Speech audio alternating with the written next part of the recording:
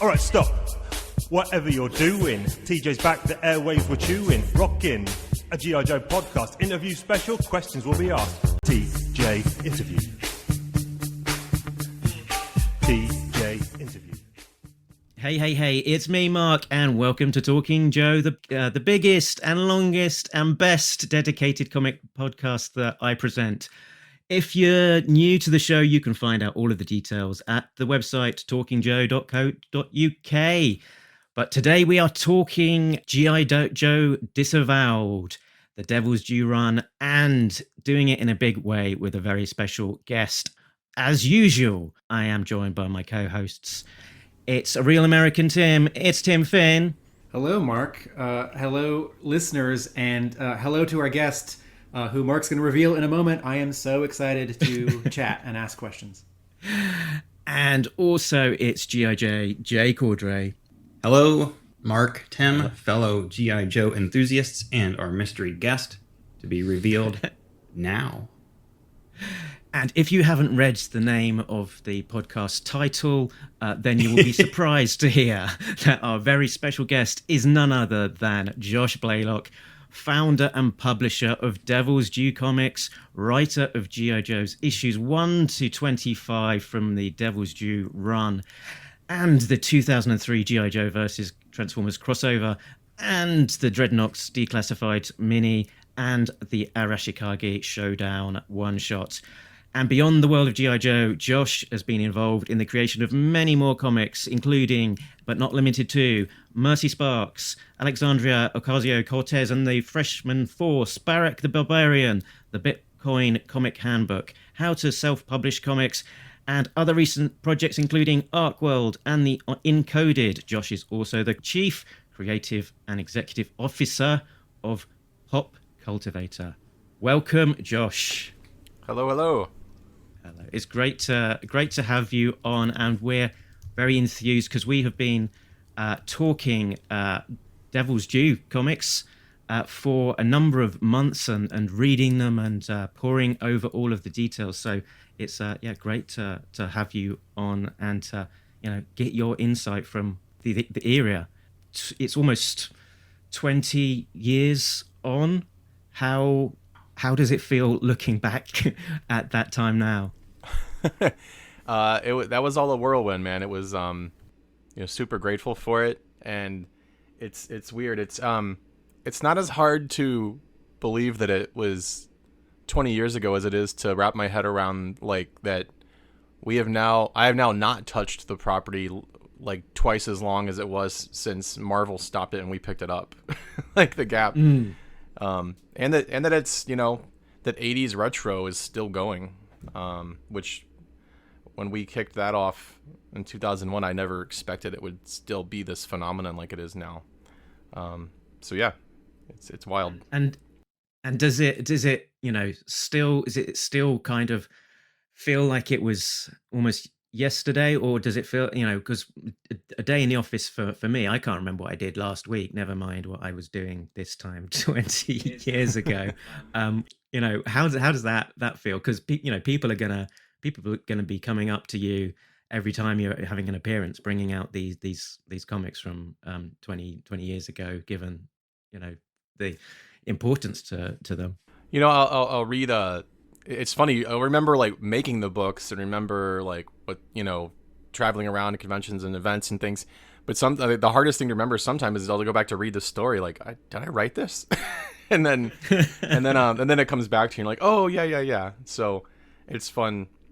You have to get that far away from it before you can actually read it from a perspective of some like fresh eyes, Is there a part of you, Josh, that still kind of has to pinch yourself sometimes and say, I got to write G.I. Joe.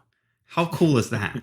Oh, yeah. I mean, it's like, that's when, when you're just doing a little bit of introspective gratification. I mean, how the hell did, I end up with that, Like, it's always like, no matter how hard you try. At 22. Yeah. Now, what the part of the story people don't know is I was obsessively serious about trying to become a professional comic book person since I was like 14. And then I published for 1996 up through 2000 and everything. I'd been publishing nationally, kind of unknown before that. So that is there. It's the adage of the harder you work, the luckier you get. But I mean, still, the chances that I actually scored this huge property as basically a kid, that's insane. Who does that? that like that? That's some serious like universe luck there. Yeah, it's pretty amazing. Was it a sense of like no fear at the time? Was it as just a self belief and just putting yourself out there, or is kind of looking back on it and what you achieved very different to kind of what was going on in your mind at the time? We're quite similar ages. I was, yes, would have been a similar age to you at the in my very early 20s when the Devil's Due book was first coming out, and sort of making my way in my first paid employment and that kind of thing. And there was just no way that I would have even dreamt of that I could have achieved something like that on my young shoulders. Yeah, how did it feel for you at the time?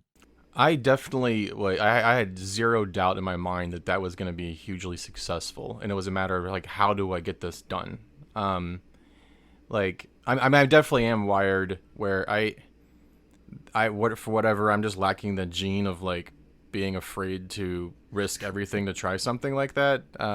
Right. Probably to a fault. But I don't know. I guess I'm kind of zen and like stoic when it comes to like what's the worst going to happen? I'm going to lose everything and not, as long as I'm not going to die, and I got a family and stuff, I'm fine. But like that said, and it was also like the alternative was doing something else that I would be miserable doing, which would be like not working in comics. That was the only thing I wanted to do at the time.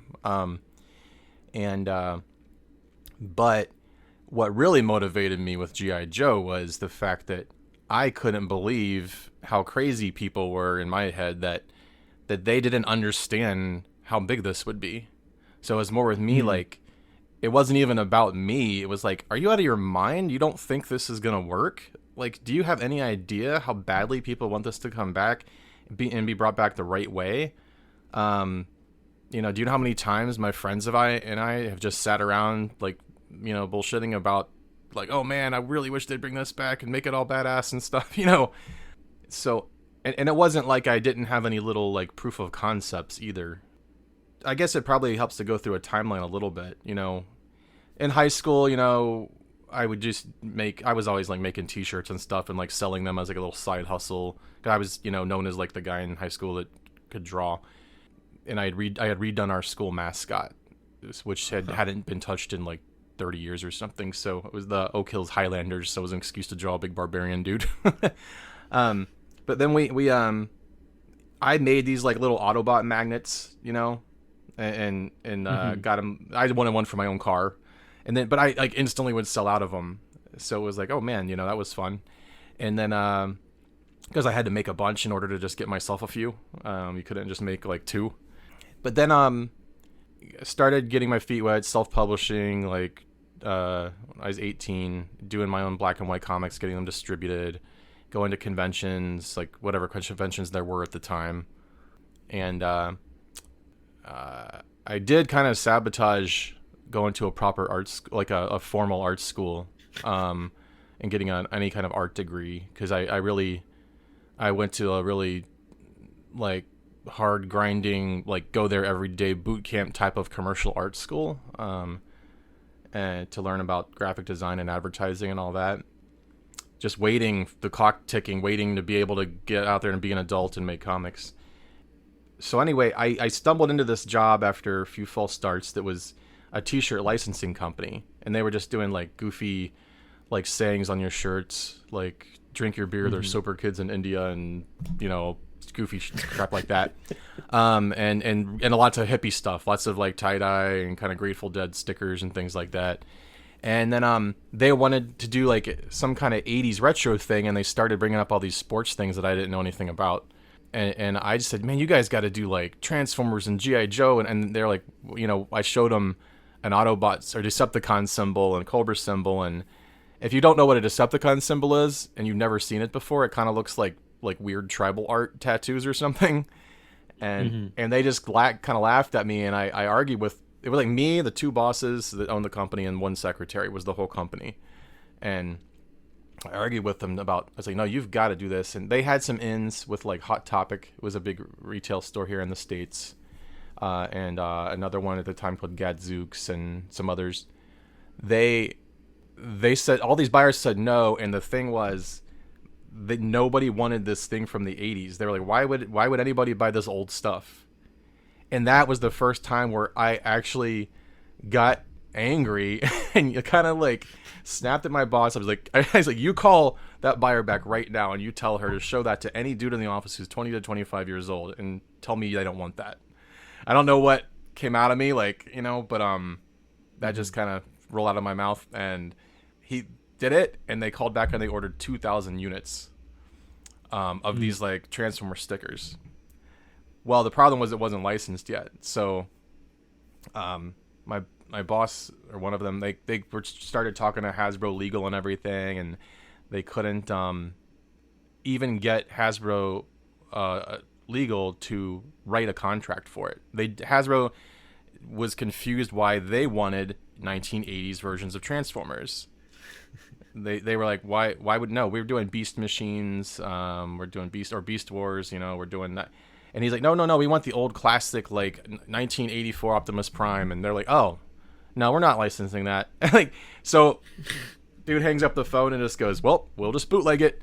And well, they underestimated how popular it was going to be. And fast forward about, 6 months, and we've got a line called Old School through every mall in North America, you know, at least in America. I mean, selling, there's like hundreds of thousands of dollars of shirts of Transformers, G.I. Joe, He-Man, Thundercats, I mean, everything. And all like My Little Pony and Rainbow Bright. And I mean, we brought the 80s stuff into the retail market for the first time ever. And most of it was bootleg. I was just an employee, but they were cranking this stuff out. I was just happy to have this job, you know, basically creating this line and drawing this stuff. And they did so, but we got the Voltron license, we got the TMNT license, we got so they started getting all these real licenses, and I learned how to do licensing that way. And then they'd just be like, hey, you ever been to Vegas? I'm like, no. And they're like, all right, well, we got a trade show there, you got to put the booth together. So I really got a crash course in setting up a professional trade show. So I'm like, that's how, when I'm like 21 or 22, I've got that experience that was just a weird batch, plus, you know, still self-publishing and going to every convention I could in my like $400 car, you know, every other weekend. So then it started, I had a good amount of freelance work on the side too, getting paid, and it was a fantastic job. And then Hasbro came. We were at New York Comic Con. I mean, not New York Comic Con. There was no New York Comic. We were at the New York Boutique Show, I think it's called. It's an apparel fashion trade show. So I'm in this. Actually, here's really weird serendipity. That's where I first sketched up the Devil's Due logo while I was bored at the booth. And I was thinking of like, oh, this would be a cool T-shirt line called Devil's Due, and it'd be like kind of like punk rock, kind of like, but it doesn't really mean anything. It could also be, you know, the name of a studio. It could be the name of a band. It could be the name of, you know, just Devil's Due sounds like a cool name. And then in the hotel later, they got a call from the secretary that they got a cease and desist letter from Hasbro, like a serious one about everything. So someone else who already had a relationship with Hasbro had come in, and they saw that, like, hey, why is all this stuff selling? Hey, Hasbro, and they just went and gave Hasbro a check and said, hey, we do shirts with you guys now. And they had a track record to show, like, when my bosses went to Hasbro, they were like, what the hell's this stuff? When this company went to Hasbro, they were like, look how much this stuff is selling. It's super popular. We'll give you a check. So kind of like, I guess that's like end chapter 1 or whatever, or the prologue. I had seen that my thoughts were validated. You know, you're talking about probably $1 million worth of shirts sold at the time, and so 2 years are going by, and I mean, it's wild, because I'm I'm going to a Comic-Con in another state, and I'm like, oh my God, people are wearing our shirts all over the place. They're in every mall. This is so amazing. And I know all those people have been coming into comic book shops, I mean, that's the mark, that's the crowd, so, a couple years later go by. I left that job. It was an awesome job, but I was just so obsessed with wanting to do comics. I was just miserable, not, just working that day job. And I had enough freelance. I decided to leave. This was all in Cincinnati, Ohio, by the way. I decided to leave the job, start Devil's Due as a studio. And then, I thought, all right, I'm going to probably spend another 5 years making comics and building my name up. And finally, if I don't hit it big, one of my friends will hit it big, and then we'll all come up together at somehow. And that was the plan. And I think, you know what, I know how to do the licensing offers now. I've got to try to get one of these 80s things that I love. And it's like, okay, let's try. We had sent this like amazing licensing package to Hasbro. I went out and bought a full size like ammo container. Shame on me for forgetting the name of those, because I'm gonna offend all the military people. But like, unlock the metal. We put like file folders in there and it was like super badass. And then now I know why nobody cared to Hasbro, because they didn't even know who those characters were, at the time. So they just got this thing like, what the hell's this? And I emailed Hasbro, which this sounds so weird because it's so long ago and how fast things have changed. Like, just to send an email blindly back then was like kind of like a new thing, like you weren't having a formal meeting or anything. And I said I was interested in G.I. Joe, and and to my shock, I got a response, and I started going back and forth. The next thing I know, I had a deal accepted. I had to give him like $15,000 up front against a $30,000 guarantee, and it was a ridiculous 15% royalty, which is absurd. Ooh. That's 50% higher than any standard royalty in like that kind of licensing. And I said, of course. And I was like, okay, I really wasn't happy in Cincinnati, and I wanted to move to Chicago. And I was like, okay, there's no way in hell this is going to happen. But if it does, I'm going to have to set up roots and build a company and stuff. And I had a job lined up for an animation studio from a friend of mine, and it paid like $15 an hour to like just do like grunt work. And I said, okay, cool, that's all I need, and moved here. And then like, I don't know, like 2 months later, they laid everybody off. It was part of the George Bush No Child Left Behind like funding, and then like, which actually never got funded really. So they laid everybody off, and except for a handful of people. And so I was like, okay, I get the G.I. Joe contract, like it's actually happening. And then I got laid off, so I was like, okay, this is insane. I've got to come up with the money, and I've got to like work these temp jobs and not let Hasbro know that I'm working these temp jobs and I'm not a real full-on company. So but it happened. And had you met them in person by this point? It can't surely have been all by email. Not at all, which was very weird back in 2001. Wow. That was highly unusual, not like it is now. And now it's. Did you have? I mean, you had back then. You had to like still pay to get your phone system set up at the office. I mean, it was considered like unprofessional to only do business on a cell phone. Did you have an entertainment lawyer when you were talking with Hasbro, or was it just you? Just me. I had read a lot of contracts since I was like 16, because I had offers from publishers in the early 90s when I was a terrible artist, but there were also a lot of terrible publishers, and I got really fortunate with this high school that I went to. I guess shout outs to Oak Hill School District. was as damn near close to a high-end private school as you could get in a public school situation. I got, and which is great because I lived in Florida before that, and all the schools were just terrible. And I was just trying not to get beat up. But then, I mean, I had a very forward-thinking graphic design teacher who we literally learned how to do setup on this program back in the day called Quark Express, and then we made our own. We developed our own prints, and then we put them on the printing press and printed. I mean, we learned everything. That guy was amazing. And then Mr. Ramses, and then there was this other. There was the gym coach had a business. There was an elective for like a third of the year where you could do a business class, and they taught like some business fundamentals. And so I was the only kid where I was like, oh, hey, by the way, hey teacher, can you look at this contract I got from this publisher? I think it's garbage and I tried to rewrite it. Can you take a look at it? And and he's just like, who does this? That was my best thing I had for a lawyer at the time.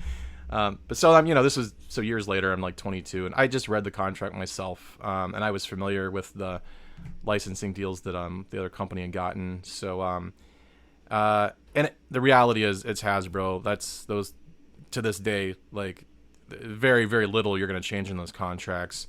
It's all going to be work for hire. Any characters you create, they're going to own, and you just know that going into it. Do you want to work with them or not? The royalty now, I could have. That was the insane part. But if I didn't want to do anything to have them peek under the hood. So I got the license. I mean, the cash advance through credit cards and whatever, and and it was just when you're that young, I guess some people, everyone's attitudes are different. My attitude was like always, I'm wanting to learn more, and I just always gave way too much benefit of the doubt to the people at these companies that like they care about the characters, that they understand it, and that they have a system. I had already seen all these other companies send style guides to the t-shirt place, and I worked at another t-shirt place before that had like Looney Tunes licenses and stuff. So I saw professional quality, super detailed style guides, and I'm expecting Hasbro to have all this stuff.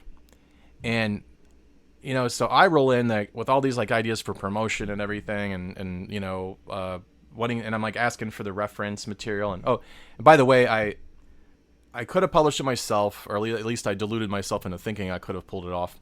I partnered with Image Comics, so Devil's Due got the license, and then Devil's Due partnered with Image Comics to release it first, and then Jim Valentino ran the company back then, and he was like, who the hell's this kid?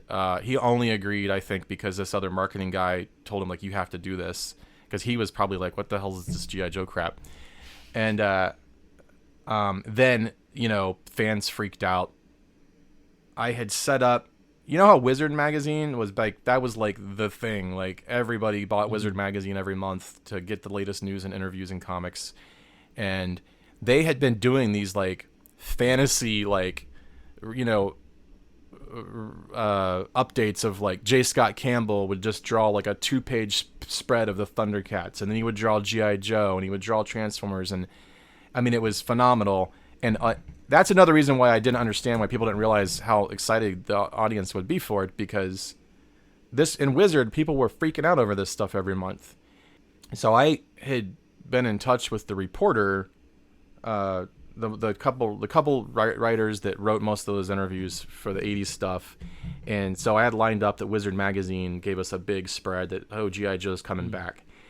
And it was just so funny how out of touch even the comic retailers at the time were with it, because they were older and they just, it just wasn't their time, and they didn't get it. And there had never been any kind of a retro phenomena like this before. And they didn't really take it seriously. And I mean, generalizing obviously, but they had to listen to all the people calling the shops, demanding the book. And I had that all lined up at Wizard. And then and sort of just circling back to Wizard as well. There was the very influential Wizard 111 from December 2000, which had the, sort of predicted the 80s nostalgia come back, and they had G.I. Joe and Transformers and He-Man and the Turtles and all these kind of things. what kind of impact did that have on you? Obviously, you used J. Scott Campbell for your covers. Was that kind of a direct line? And did it have any other kind of inspiration for you other than maybe helping validate the fact that you were onto something that was, in the background of people wanting this stuff? It was more, and this gets into the certainty of it and why they're like that kind of cast away any fear. It didn't give me validation. I just thought everyone already thought this. like yeah, everyone knows this is going to be huge, right? But so I would always, whenever I got resistance from people, I just didn't understand. I'm like, why don't you get this? And I mean, that was like, I had to fight image management once we got that deal, because they kind of like got it. It's a whole different regime there now, but the management back then was like, I think it kind of surprised them, and then they got a little, and like, they don't really do the business of studio books other than like their founders, and they do more. They had done like Pat Lee's stuff, and they really do independent creators one-on-one, and they put a limit on me. Jim said I could only do bi-monthly. I could not put it out monthly at first. I had to prove that we could do this. So he didn't know how crazy serious I was about doing it all. And also it kind of stunned me. I found out that the retailers really didn't get it either. And I was like, people have been coming in your stores for the last 2 years with these t-shirts. This is in Wizard magazine every month. Like, how was this not obvious?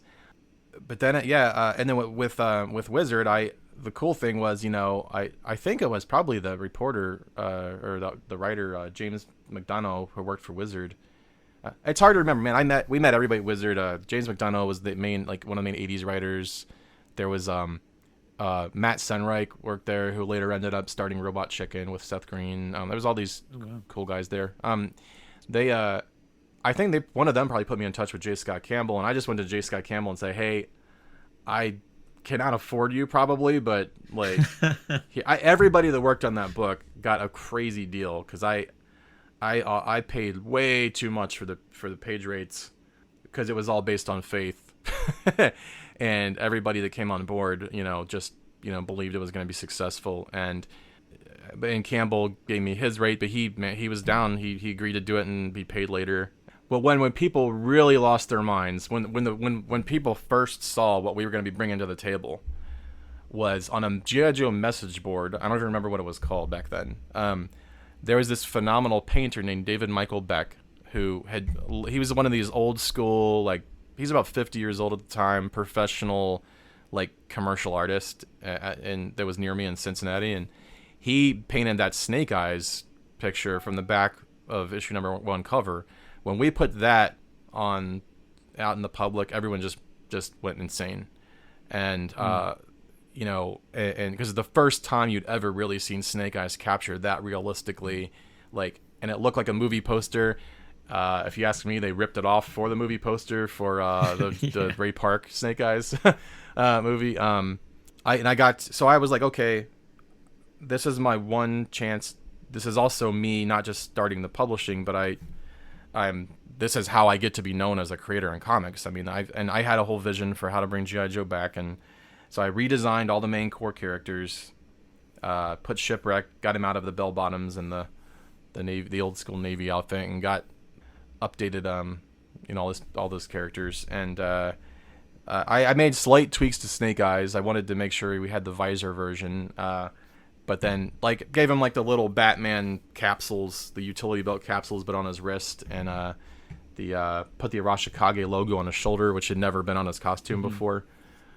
Yeah, and then so the book had like 69,000 pre-orders. Oh, we did have one way we funded more stuff was crowdfunding didn't really exist yet, but I started taking pre-orders on subscriptions. So I said issues 1 through 4. I don't know, it was some probably stupidly low price. I think like $12 or something, which meant I was going to eat shipping later. But I just took the orders on the website and I wrote them down manually on a piece of paper. And I had like 1,000 or something, pre-order subscriptions ready to go. And, you couldn't just go on stamps.com them either. You had to like I just slugged all that stuff to the post office, and they hated me. This big, super gloomy, like Art Deco 1920s era post office on the north side. Yeah, we had that ready to go, and then Image. I found out Image would make you a preview book, and they would consider that part of the promotional budget. You wouldn't have to like.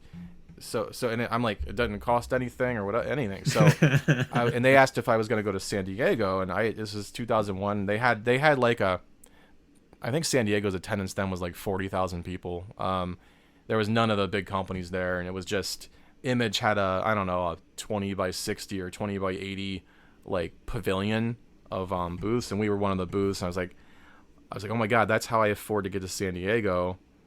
We'll make this book and we'll just sell it there. And man, we sold like, I think to this day, it's one of the most successful selling conventions I've still ever had. We just sat there with our little army green plastic containers and some military camo tarp thrown over the booth and sold books. And that got us through until that, like 3 months later, that first check came in from issue 1. So pre-orders were already like insane. They were like 69, 70,000 copies. I told Image I wanted to print 100, and I got yelled at that I was crazy, and I said it's going to be our money at the end of the day, right? Like, it's coming out of my bottom line, right? You just take that, and like, you guys just charge the flat fee. And he's like, yeah. So I said, well, then print 100, please. And we sold out of that instantly. And then, of course, the craziest thing after this being my life for almost a year, 9/11 happens, like the day before G.I. Joe comes out. So, I mean, it was just such a weird moment of, like, what the hell's going to happen? Am I going to get drafted? Like, what's the real fears of all that stuff back then? And that definitely, I think the next day people came in the store and like there's this big American flag nostalgia G.I. Joe thing on the shelf. Definitely did not hurt, but kind of like the way the inefficiencies of the comic strip market are, it's hard to get new books there. Like it's pretty much sold out already before it even hit the shelves. So yeah, we ended up that officially kicked off, the 80s wave. I think one thing that we do not get nearly enough credit for, I'm usually just trying to be grateful and, not, but comics was not in a great spot then. Like Marvel was coming out of its bankruptcy. They were finally letting like Joe Quesada and Bill Jemas mess around and do all kinds of like weird stuff with the characters, which I loved. I loved all those weird Marvel books back then. That's when the Ultimates came out, and they were really trying to rebuild that. We probably brought in, I don't know, 50,000 people, into comic shops who hadn't been collecting, and who, I don't know how many times, it's been at least like 200 times, in person at shows where people said, you know what, I had left comics, but then G.I. Joe was back, I had to come back and check it out. And then they get there and then they see like, oh my God, I didn't even know Marvel was doing all this stuff, and there's all these new books out, and then they've got the bug again, and then they're hooked. So we really got to play a part in helping the comic industry as a whole come back, even though people, we're all nerds, so most of the retailers just bitched that like this 80s stuff was annoying and when would it go away, while they were selling like a bunch. But yeah, like or it was funny because there was a time where a lot of older creators were like kind of snarky towards us about like the 80s stuff. They didn't take it seriously, but for some reason, a guy jumping around in tights that had a TV show in the 60s and 70s and 80s is also more serious. Was there any upside to only being allowed to publish bi-monthly? Did it let you catch up with your team, or was it a problem? Oh, man, you're talking about once you had the confirmation that this is going to be a massive like hit, that probably was a lost opportunity of, I don't know, $500,000. I mean, because that's just, we were ready to go. So one thing we did to try to speed it up was they let us put out battle files, which was just like, okay, I'm like, hey, we want to put out these like Who's Who books, like DC Universe or Marvel Who's Who, so they said we could do that, and then so that was allowed. I was able to get out like a nice, like $5.99 book or whatever it cost at the time, with nice perfect bound book, and then kind of supplement what we were putting out so we could ride that wave, and then I think, and then after that 4 months we were onto a monthly schedule, and then we put out G.I. Joe Frontline, and then by then, I mean, the second G.I. Joe hit, I mean, the 80s wave was officially kicked off, and so Dreamwave went in and got Transformers, and I very specifically, all the way back in that when I was in my apartment in Cincinnati, I was like, I could go for G.I. Joe or I could go for Transformers. Transformers has never really gone away. And I remember that conversation where they were like weird about it, and they're like, they would focus on Beast Wars. And I was like, well, G.I. Joe is dead. Like this really crappy version in the 90s of Extreme came out, and this thing is dead. I'm going to go for G.I. Joe. I didn't understand how completely unknowledgeable Hasbro licensing was about that G.I. Joe. I asked for style guides, they didn't have any, so they tried to put some stuff together, and they sent me FedExed me Xeroxed black and white pages of some random mix of characters from some kind of kid style guide thing, and it was like Duke from one of these weird early 90s, towards the end when the line was really about done.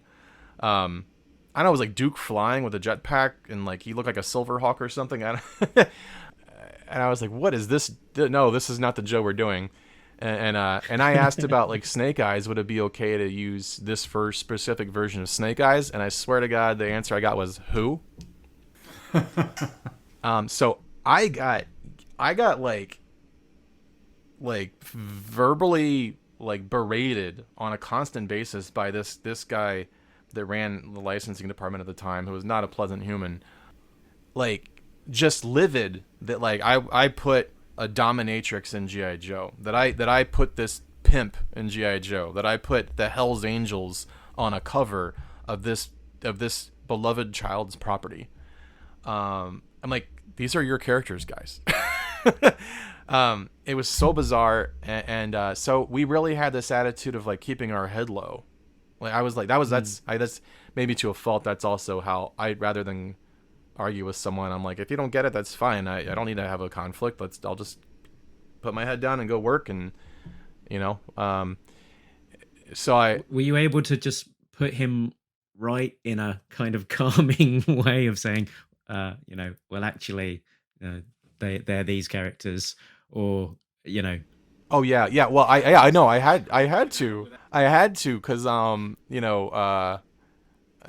but we had to change stuff all the time. I mean, the issue 3, I think it was Zartan was on the Chameleon. Well, J. Scott Campbell actually drew Zanya and Zartan on that, and it was a awesome picture. Plus, I created Zanya, so I'm like, oh my god, this is one of my characters in here too, drawn by effing J. Scott Campbell. And they just thought it was way too sexual, and I'm like, that's his daughter. And then the scene where it's issue 10 or 11. This is where the weird subconscious kicks in. Suddenly I know these issue numbers. 10 or 11. It was Zorana was on her bike, and it was just images of some Dreadnoks and stuff in the background, and I had to take some out because they were they just thought this looked like some inappropriate biker comic. It was a very weird time. I didn't learn until literally in the last few years some of the dynamic going on with Hasbro and how G.I. Joe was very important to the family, the Hasenfield family, and there was this beloved attachment to the classic 1960s and 70s G.I. Joe, and then the one brother that really ran the show in the 80s passed away. The regime after that, it's kind of they just weren't there for that part, and they never, it's guys, this was the biggest thing ever, and you don't even realize it. And they have this weird, like, kind of affinity for the original, to the point that at the time there was a disdain for the 80s stuff. So I was putting the book out with a company. I had the license, and the company didn't like their own property. They had, they wanted to put, like, they put a guy in charge who really wanted, like, he didn't like the 3 3/4 stuff. He grew up with the, like, on the, you had to deal with licensing, you had to deal with the toy side, you had to deal with the PR people, and you get, like, so the guy in charge of toys, like, when there was some just Joe stuff in, like, the early aughties where I don't know, you saw, like, a Kung Fu grip thing or something like that on, like, Duke or something. Like, tried to bring those 12-inch things back and push those. That was all that powers to be really wanting terribly to, like, get the old stuff to come back. So, but, people just want the 80s characters. So, that was weird to deal with. And then, also, I found out that the guy in charge of the toys actually, he made a run for the license as well, and he lost to me. And I didn't know that till later. And then they had a problem with at the time, their mentality, they did not yet understand, like, comics already knew this. Hey, you can have Batman that's for preschoolers, you can have Batman that's for, like, 9-year-olds, and you can have Frank Miller, stuff that you will, like, you don't read until you're 12 or 13, and even then you're not supposed to. Hasbro was like, if it's not suitable for a 5-year-old, this is a failure. Like, we are a children's toy company, and that is what we do. No appreciation for how they had this maturing, evolving brand. So then, but meanwhile, this thing's taken off like a freight train, right? So everyone's like, anytime we would get, like, national press and, like, USA Today or something, then Hasbro PR would call, like, why didn't you clear this with us? And I'm like, I don't control what people cover. You're welcome. How about a thank you? And then getting yelled at for, like, these characters being in the book, getting, like, an Image kind of being skittish at first, oh shit, this has gotten too big. Because particularly with the first issue, was that the biggest selling Image title of the month, and how did that track over time? Yeah, it was actually, if it hadn't been for Paul Jenkins, shout outs to Paul, if it hadn't been for Paul Jenkins, the Wolverine Origins, G.I. Joe would have been the #1 book once you calculated all of the sales for the month. Not based on pre-orders, but once you calculate the final sales. So we were #2, and then it stayed. It was definitely, like, Image's top book. And then everything we did, we quickly got the Voltron license, and then I got the Micronauts. That was a little before my time, but that kind of fell in our lap. And we got we were doing a bunch of other stuff. So we were crushing it. I think at one time we were like 20% of Image's business. I mean, this is back when Robert Kirkman was just, he had the really savvy idea of getting Eric Larson to let him use Super Patriot, and mess around with some of Larson's, like, dormant characters. And so Robert kind of did his own licensing thing. So this is how long ago that was. There was no Walking Dead yet or anything like that. You made a pitch for G.I. Joe, right? Oh yeah, I told that story. He wanted to do a thing about Destro building a base on the moon, and I was probably a little bit too, like, taking the continuity so seriously at the time. But I was like, that's not really. That's a little more too much like the cartoon. Like, we're not there yet. Now I would be like, hell yeah, we'll find a way to do it, and we'll make it badass, and we'll make it cool. And we will. But I was like, that's a little too cartoony, and he's just like, man, y'all lack vision. So he was just kidding around. But can you talk about building your own company? Because at one point it's just you, and then you are hiring an artist, penciler, inker, and you've got, like, a staff artist, designer, and you've got, like, you're paying rent. Can you talk about building the company, like the office, and finding people? Oh yeah, it's funny. The first, for the first several years, your office is just your apartment, and then when it hit, and I was like, I'm gonna really need a place to go. There was this little place above a 7-Eleven. It's still there in Chicago, right by the Brown Line, which is that's our tube. It's like an elevated train. There was this little office. It said offices starting at $225 a month. So I went there, and it was technically it was a closet. It was 8 feet by 8 feet with no windows, which city of Chicago means it's a closet. That was my first office away from, like my house. Was the bathroom down the hall? It was not in. It was next to the bathroom. Did you have to get a key for it? Oh yeah. I was and then we took over like an actual real office space, which is probably like a 20 square foot or 400 square foot little room next to the closet room. and then we finished it up. We took over 2 other offices, so we had like half of this top floor, and then finally I moved over to a really big place that I got build out on and everything. And then it's funny now these days I'm actually getting my first office that I haven't had an office in like 8 years, and I'm getting one again, a formal centralized office for meetings and stuff. But we're still decentralized now. I mean, one person's in Los Angeles, one person's in Michigan, a couple people here in Chicago. Who were the first people you hired in 2001?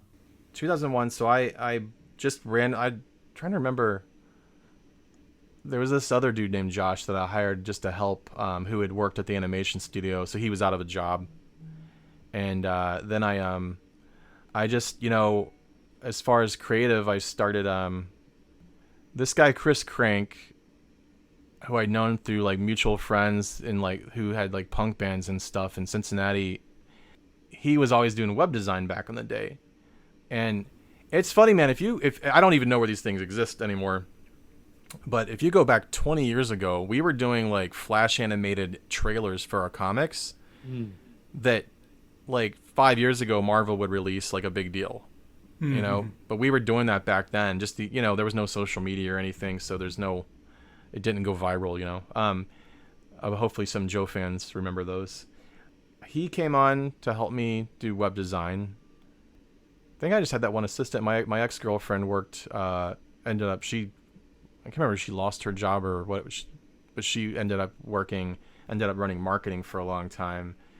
Nobody was really trained for all these things. Just started doing, And then I brought in this guy, Marshall Dillon, who became assistant publisher. He was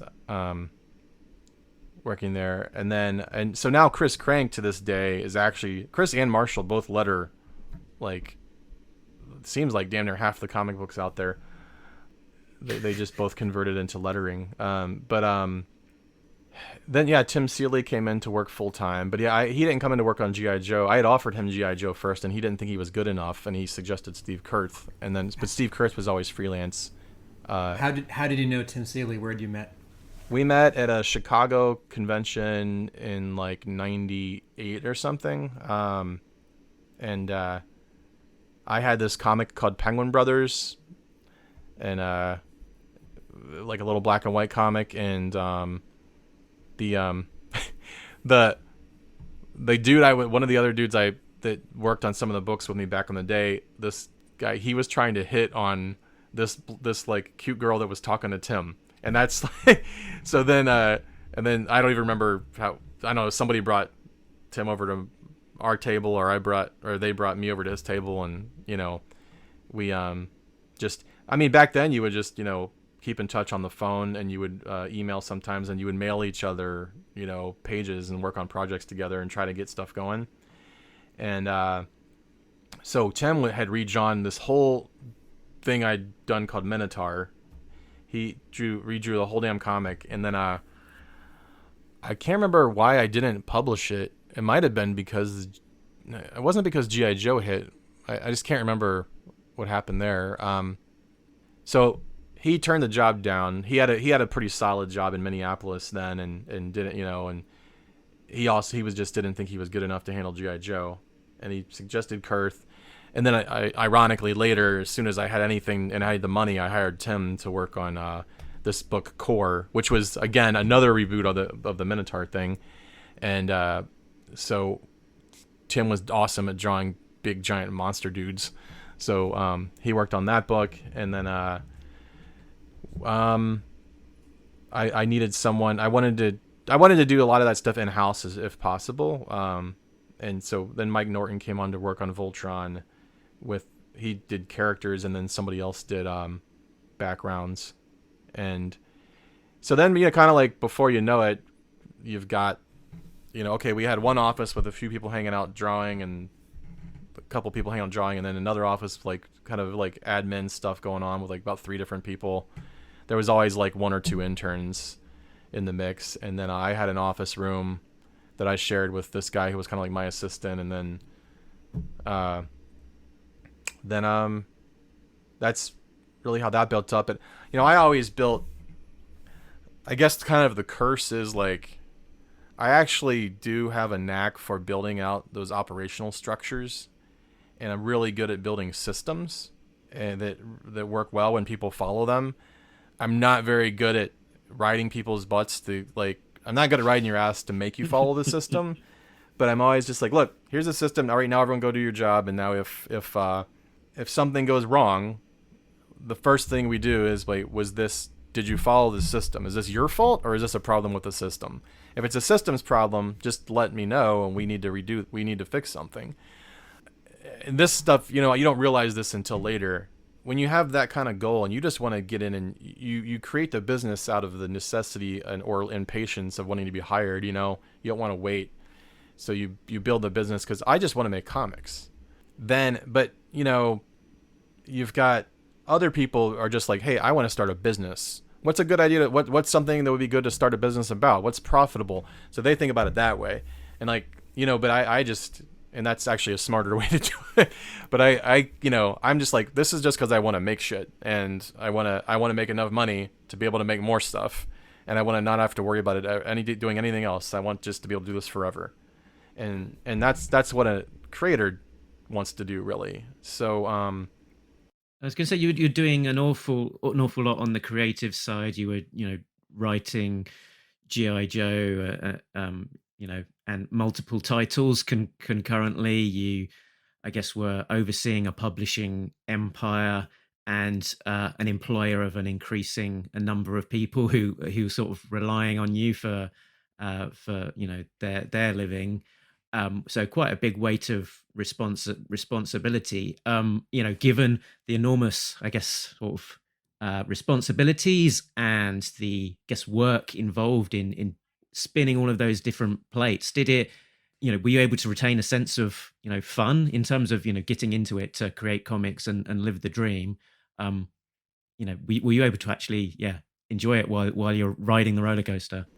We did, but it wasn't like we had time. We like made time, but we're also like, Chicago is very much a party, pub town with bars on every other corner. And I mean, we're, it's notorious for being open till 4 or 5 a.m. for some of the bars. And we all partied, we would work. Everyone was in their like 20s. We would work like, that's the thing. I mean, we weren't run like most comic art studios where it's like dudes just want to draw and they get a studio and they're like, there's no real set schedule. I mean, we were there, the company, I mean, people showed up like 8:30, worked till 5 or 6. Almost every book was licensed, which is extremely difficult to do with all these approvals. And you're dealing with like these corporations with just people that have day jobs that they just want to, validate their job and making a comment on something and make your publishing life difficult by default. So we busted our asses, and every book came out on time. Like, we were always on time, and then I'd get off work and then go to the gym, and then a couple times a week we would go out and drink until like 3 a.m. and then it was just a grind. And I used to joke. I used to have a running gag with like so these like Pakistani immigrants that owned 7-Eleven that was under us, and they would joke the like who was gonna work later, because like I'd be there till midnight a lot of times. I mean, I had a really bad diet soda pop addiction. I would drink diet sodas like crazy. The fountain, like the big, like you're talking like a, bucket a of 2-liter size cup. It was bad, and I really started to fall apart when I was like 25. Started having lots of muscle problems and pain problems, and 26. I'd wake up in the middle of the night sometimes with a racing heartbeat, just stressed about payroll or something, and it's funny. I'm not the only person in the company who would have like nightmares about Hasbro approvals. Like you would have dreams that you got a book was late or you got an approval rejection. And then I started to really fall apart around 26, 27. I had all these back problems. I don't even know if people paid attention, but I brought in this weird like cane thing for massaging your muscles I would always have on hand, and that was not good. And on top of like around 2008, 2007, I let trying to expand the company and trying to get some actual business help. I brought in really like some of the wrong people to like help take over running the business side, and did not end well. It was just not understanding, just everyone's different dynamics and how some people's motivations are. Did you kick the diet soda addiction? Yeah, so I the good side of there was like it was a blessing in disguise, because this is a goofy little personal side thing. Yeah, I just started I learned about getting like a good mix of a chiropractic and massage, and I learned a lot about supplementation and all these different like herbs I could start to take, and like other just nutrients and supplements I could take. I switched over to those carbonated like LaCroix sodas, carbonated sodas. I started crushing like 12 packs of those, and I would drink I drank coffee instead. And all that, it was like all of a sudden after 5 years of torture, like one day just felt totally fine. And it was like a miracle. And it like happened that dramatically. And then for the next like 5 or so years, I'd still always have to like worry about if I didn't get a massage and stuff, I might hurt my back or something. But now I'm in my 40s, and like I don't have any of those problems. I feel better now than I ever did. So it's kind of a blessing to feel like shit in my 20s. Wake up cool. I looked a hell of a lot better, and I actually had muscles. But can you talk about doing layouts for the opening arc and working with Steve Kurth, or is that an outgrowth of writing the initial arc? I always forget that I did the layouts. Yeah, that was kind of how I. And for number 5 too, I think. Yeah, that was kind of how I wrote that way, because one was part of like conscious decision. Like I wanted as much creative credit as possible for very, like just, selfish, like I need to make a claim here. This is my one shot to like get my name out there as a creator. So I'm going to write it. And I want to do some kind of drawing on it. So that's why I redesigned the characters, and then and I did the layouts. And then at some point it was just like, okay, I can't keep doing that. Steve got it, Steve. But that, if you do draw, if you've grown up where you've always written comics and you can draw, sometimes, you'll get to a point where it's just easier to sketch it out. Like usually it's the, if it's a very specific fight scene, or if it's maybe a lot of times if it's just like say 3 people just talking, but something's happening and you're like, okay, I got to get it straight in my head. Where are all these characters? Literally like where they're standing would affect like what they're saying and what they're doing. So you'll just switch over, scribble it out, and then depending on how long you've been working with that artist, you might not even send them the full script. You might just say, hey, just here, do this. Alan Moore does that kind of stuff all the time. You'll see his awesome little thumbnails. So that's Did you allow yourself to get paid like a page rate for writing the first issues or the first 2 years, or was that sort of a freebie because you were getting paid for owning the company? I just paid myself a salary. I had real official employees versus I didn't just have contractors. I paid a salary, and then I would be able to take any profit at the end of the year in the company, and if I wanted to, I could pay myself more. But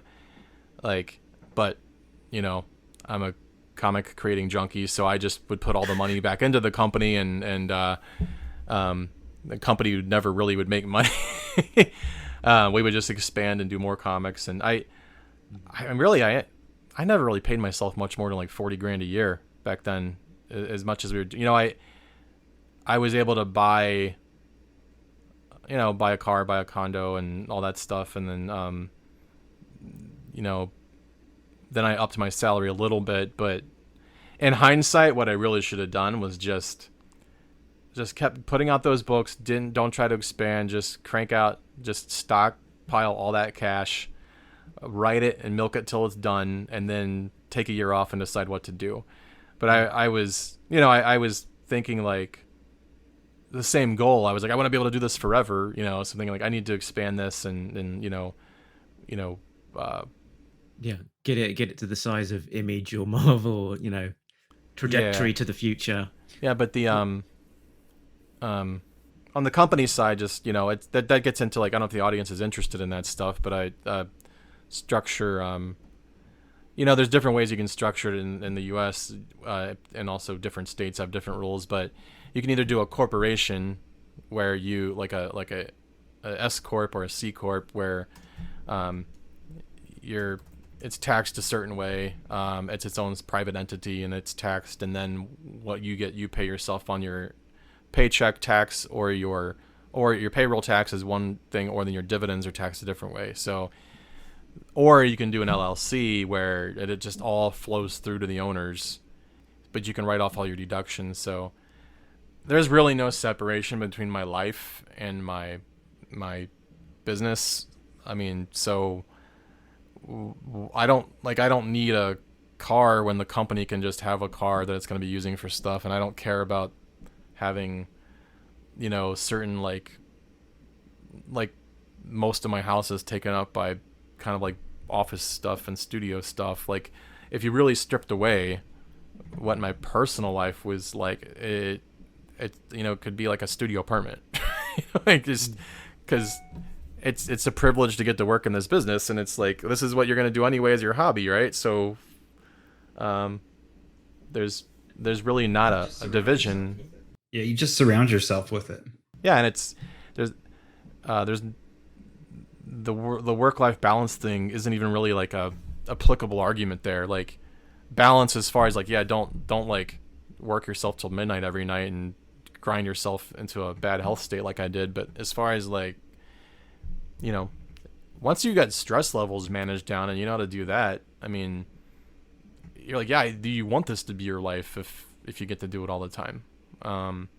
You speak with so much passion for making comics. As a reader before 2001 and before 1996, what were the comics that really grabbed you? And did you have a place where you bought comics? Yeah, we went around. I'm sorry, what did you say? What were the comics that moved you the most when you first got into reading them? Oh, so ironically, at first it was not superhero stuff at all. The first comics I ever read religiously was literally G.I. Joe. And everyone always asks what issue it was, and I really cannot remember. 18, but I think it 18. may I think it may have been one of the special missions where Snow Job we talked about, and Stalker, and maybe was it Outback? I don't know. We're all trapped. Were they trapped in Trucial Abysma? I don't remember. I just opened it up and I saw like, oh my god, they actually use real bullets in this. And Dad, can I have this? That got me hooked on G.I. Joe. Where did you get those comics? 7-Eleven or some other convenience store like that on a spinner rack. Awesome. Okay. Was there did you have an older sibling, or was there like a neighbor or a parent who already approved of or like fed you comics, or did you were you the person in your family who started comics? There was no real like geeks in my family at first, but well, no, that's not. Well, my dad was. This is before that really culture existed. No, my dad always had comics some kind of comic laying around, but not like he wasn't really a comic reader. He was like a Conan reader and a Thor reader. Cool. But mostly Conan. Conan would show up in the mail. Oh wow. And this is so funny because Larry Hama was actually the editor on Conan, and years later he was laughing when I told him that because he's like, our #1 fan mail for Conan came in from convicts.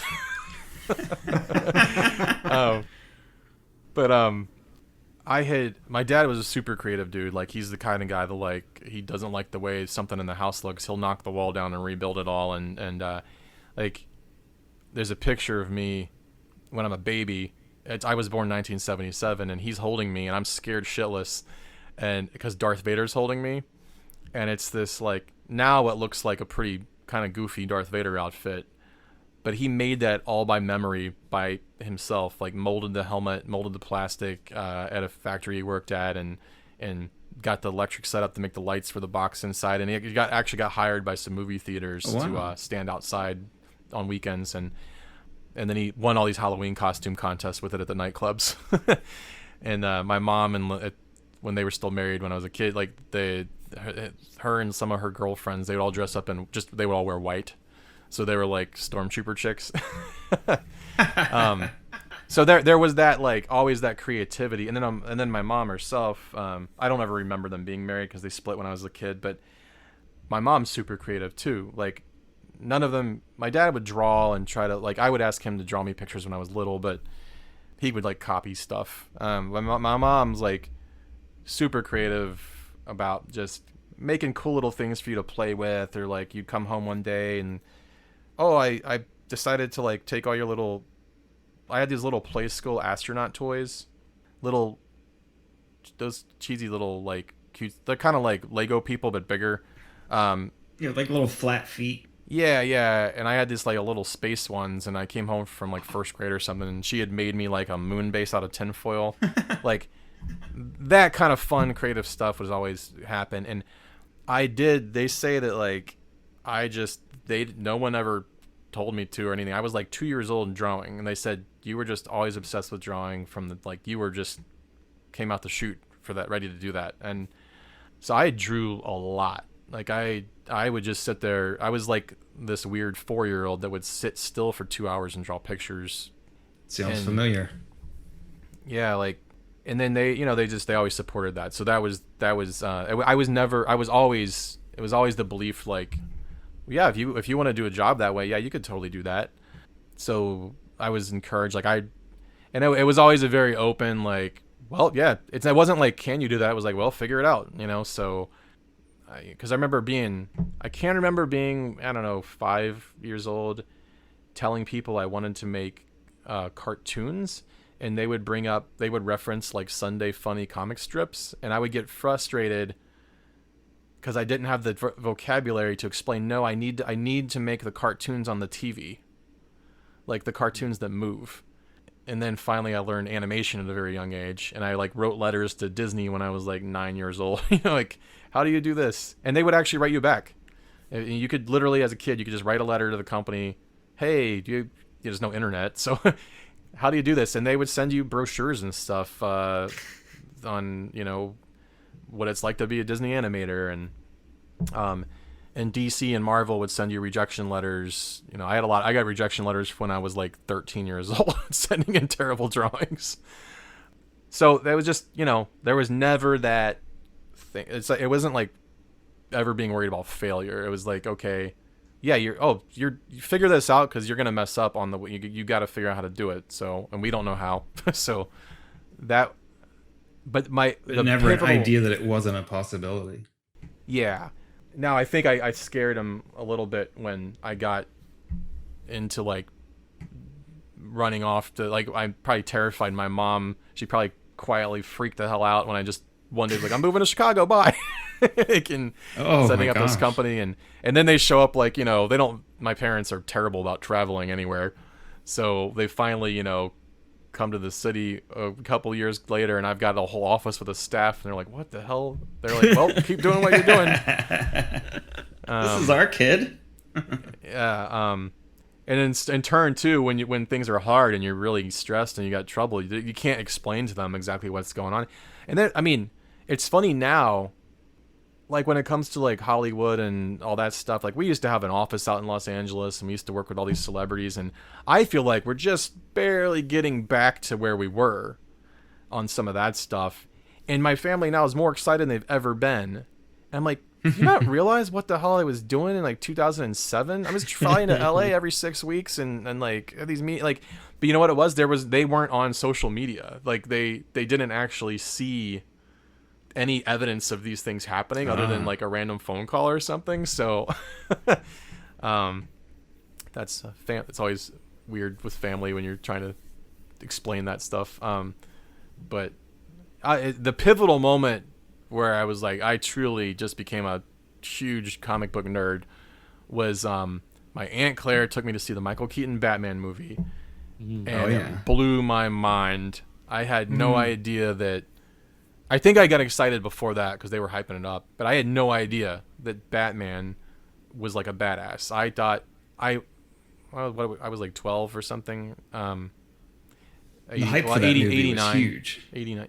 Yeah, I mean, there had never been anything like it, and we were, it was that age where like I had no idea that the Adam West Batman show was this genius satire thing. You know, I just thought that was dumb, and I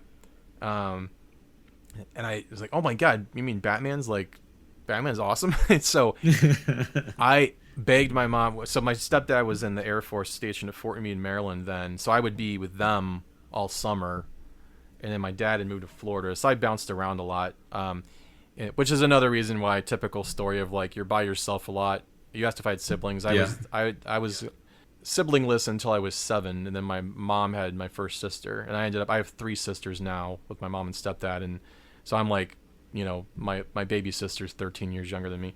Oh wow! And then also I'm an only child, like over half the time when I'm with my dad down in Florida, and I was like, I hated being in Florida. I just hated that state, like in general. Like, not to, the area we were in, like I was not in a fun. I was just it's a dead area with nothing happening.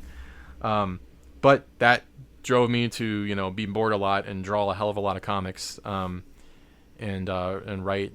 And then my stepdad was in Maryland, and I begged my mom to take me. It was this comic shop somewhere in Laurel, Maryland, outside of Baltimore, and they had The Killing Joke and the Dark Knight collection and the greatest Joker stories ever told, greatest Batman stories ever told.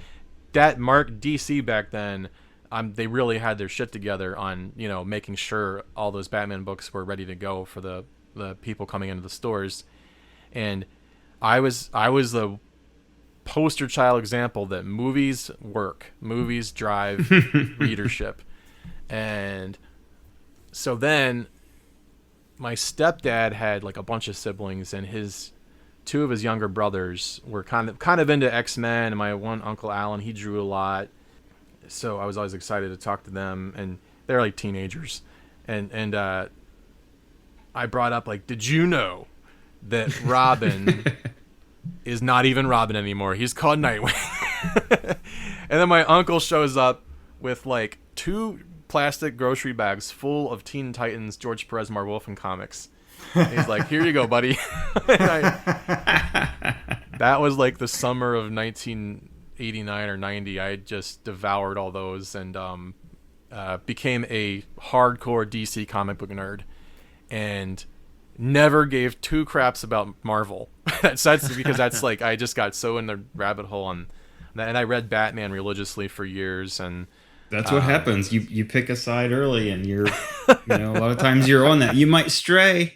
You might read A Kingdom Come, or maybe slog through Crisis on Infinite Earths, but nah. Marvel hooks you when you're early. You're a Marvel kid for life. Same with DC. Yeah, and then I got into the Marvel stuff in my 20s when Gemis and Quesada were doing all kinds of weird experimentation, and I got there's some cool stuff back then. And then when the Ultimates line came out, I was like, awesome! I don't have to learn the continuity.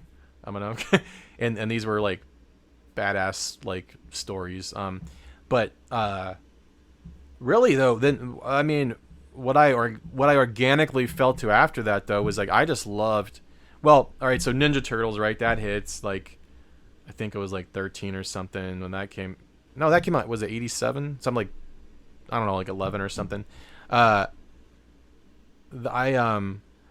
same thing. I'm walking in the mall and I saw the first comics collected publications of the full color Teenage Mutant Ninja Turtle books where they colorized the black and white books, and I was like, what are these badass turtles?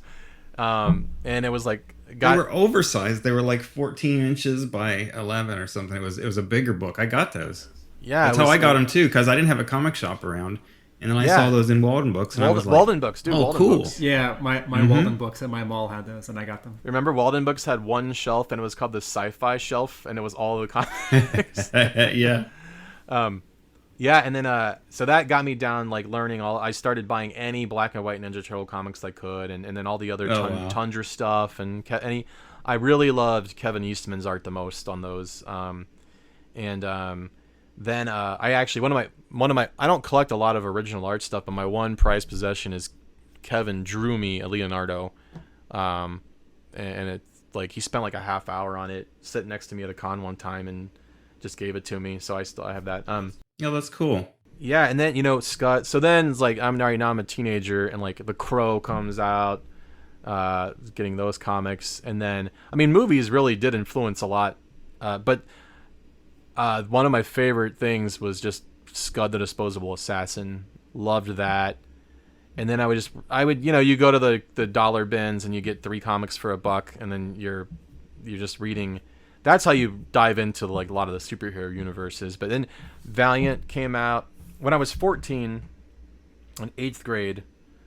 Me and my friend Arnold in Pinellas Park, Florida, got jobs. You could at 14 years old, you could get a job at this one place called Wagon Wheel Flea Market, and this was a massive, like I think 2,000 booth flea market, outside in Florida summer. But well, they were open all year round. Just when I would happen to be there, we got the jobs. We could make $4.25 an hour. We're like 14 years old. We're making $60 a weekend. We were a lot of comics. Yeah, we were like ballers. Yeah. Great. And it totally violated all these child labor laws. This flea market did. We would, if they said, hey, you want to work 11 hours today? We're like, hell yeah. And so this story started off with him breaking licensing laws with a hippie publishing group, and then being abused. Then we by go us, back to breaking laws here. I see a pattern, Josh. Yeah, this guy, man, this old country dude, Hardy Huntley, ran that flea market, and he hired 14-year-olds to work like awesome slave labor. But he did $60 gets you 240 comics from the quarterback. Oh my god! Exactly. Hey, it was. You know what was funny in hindsight? This was basically like setting up a convention every weekend. They were, we had to go around. There you go. We had to go around, fold up the tables, throw them on the truck. One time, the truck ran over my foot while I was throwing the table on there. Jeez. I really lucked out. I was on soft ground. And then I was lucky that day. Oh my god. But there was a comic book retailer there, this guy Mark Fountain, and he was more than happy to take every penny we came. We just took our paychecks. We should have just given that guy our paychecks. That was right when all the gimmick comics launched. So Youngblood's coming out. This is before that. Jim Lee's X-Men's coming out. Rob Liefeld's X-Force is out. Mm-hmm. The Silver Surfer issue 50 foil cover comes out. The Ghost Rider Glow in the Dark Mark Texera cover comes out. Valiant Comics was kicking ass. So I bought all the gimmick stuff, but I would really get excited about reading stuff like the Valiant books. And then my stepdad got out of the Air Force, moved back to Ohio where he was from, but instead of Dayton where we had been at Wright-Patterson Air Force Base, he moved to Cincinnati, his childhood, home. So that's when I moved back from my dad to my mom's, and I moved to Ohio in a whole different environment. And that's when they announced Image Comics was coming out, and just like it was so crazy. Like there was literally front page of a certain section of the newspaper was like had Savage Dragon on it, talking about, 7 artists leave Marvel. And I had always been a sucker. Like, I had read, because I was obsessed with Disney animation and stuff, I read like 2 Disney biographies when I was like 7th and 8th grade, obsessed with all that stuff, and then became a sucker for any kind of like story where someone builds their own little empire. So when Image Comics happened, it was like, oh my god, this is incredible. And I learned around, I think around 12, I was like, you know what, animation seems like it's really hard work, and you're like just in the background slugging away, and tedious.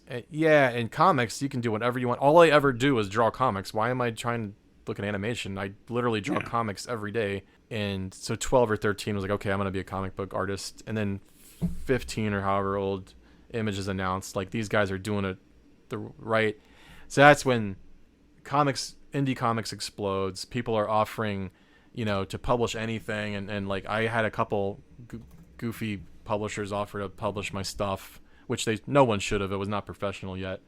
But I did end up putting out my first book like March 1996. I graduated high school in 95, drove to a convention to try to get a publishing deal, ended up not working out, and then got solicited in the Diamond catalog as soon as I could, and got the first book out then. So good for you.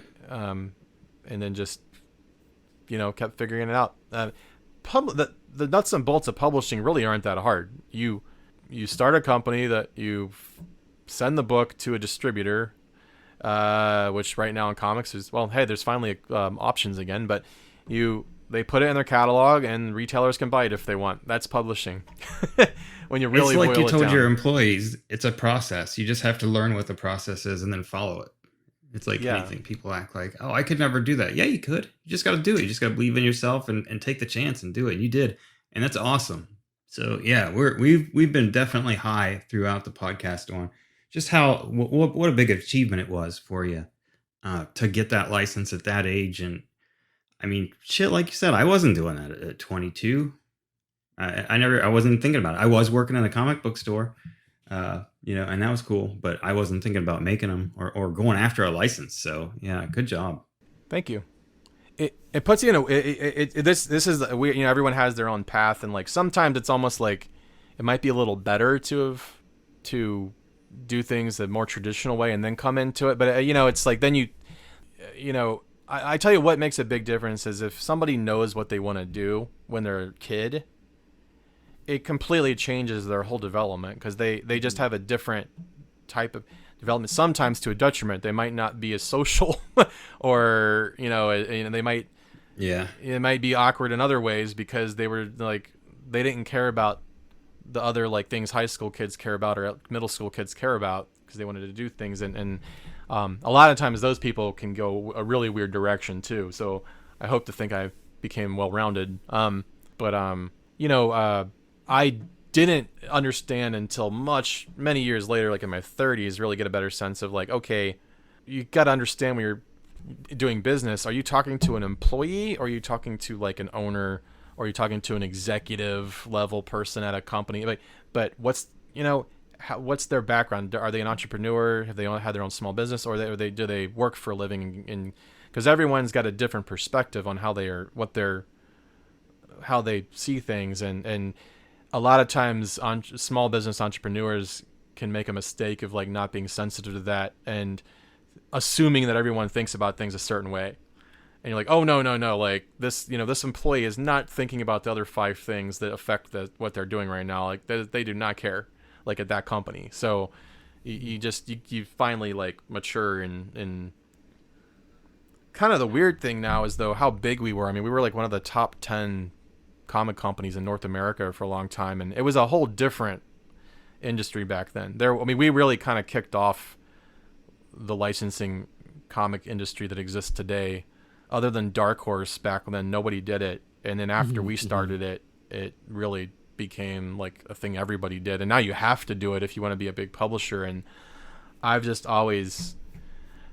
didn't set out like my goal was never to build the biggest publishing company in the world. I just want to be able to make cool shit, and also it's like I got really sucked into the whole world of cryptocurrency and blockchain technology, and 8 years ago was like I had learned what was going to be able to start to happen with artwork in this technology, and how that might affect comics and video games and everything else. And I've been waiting for that to happen for years now, and it was the same thing. Like, you just have to go out there, and there's no clear path.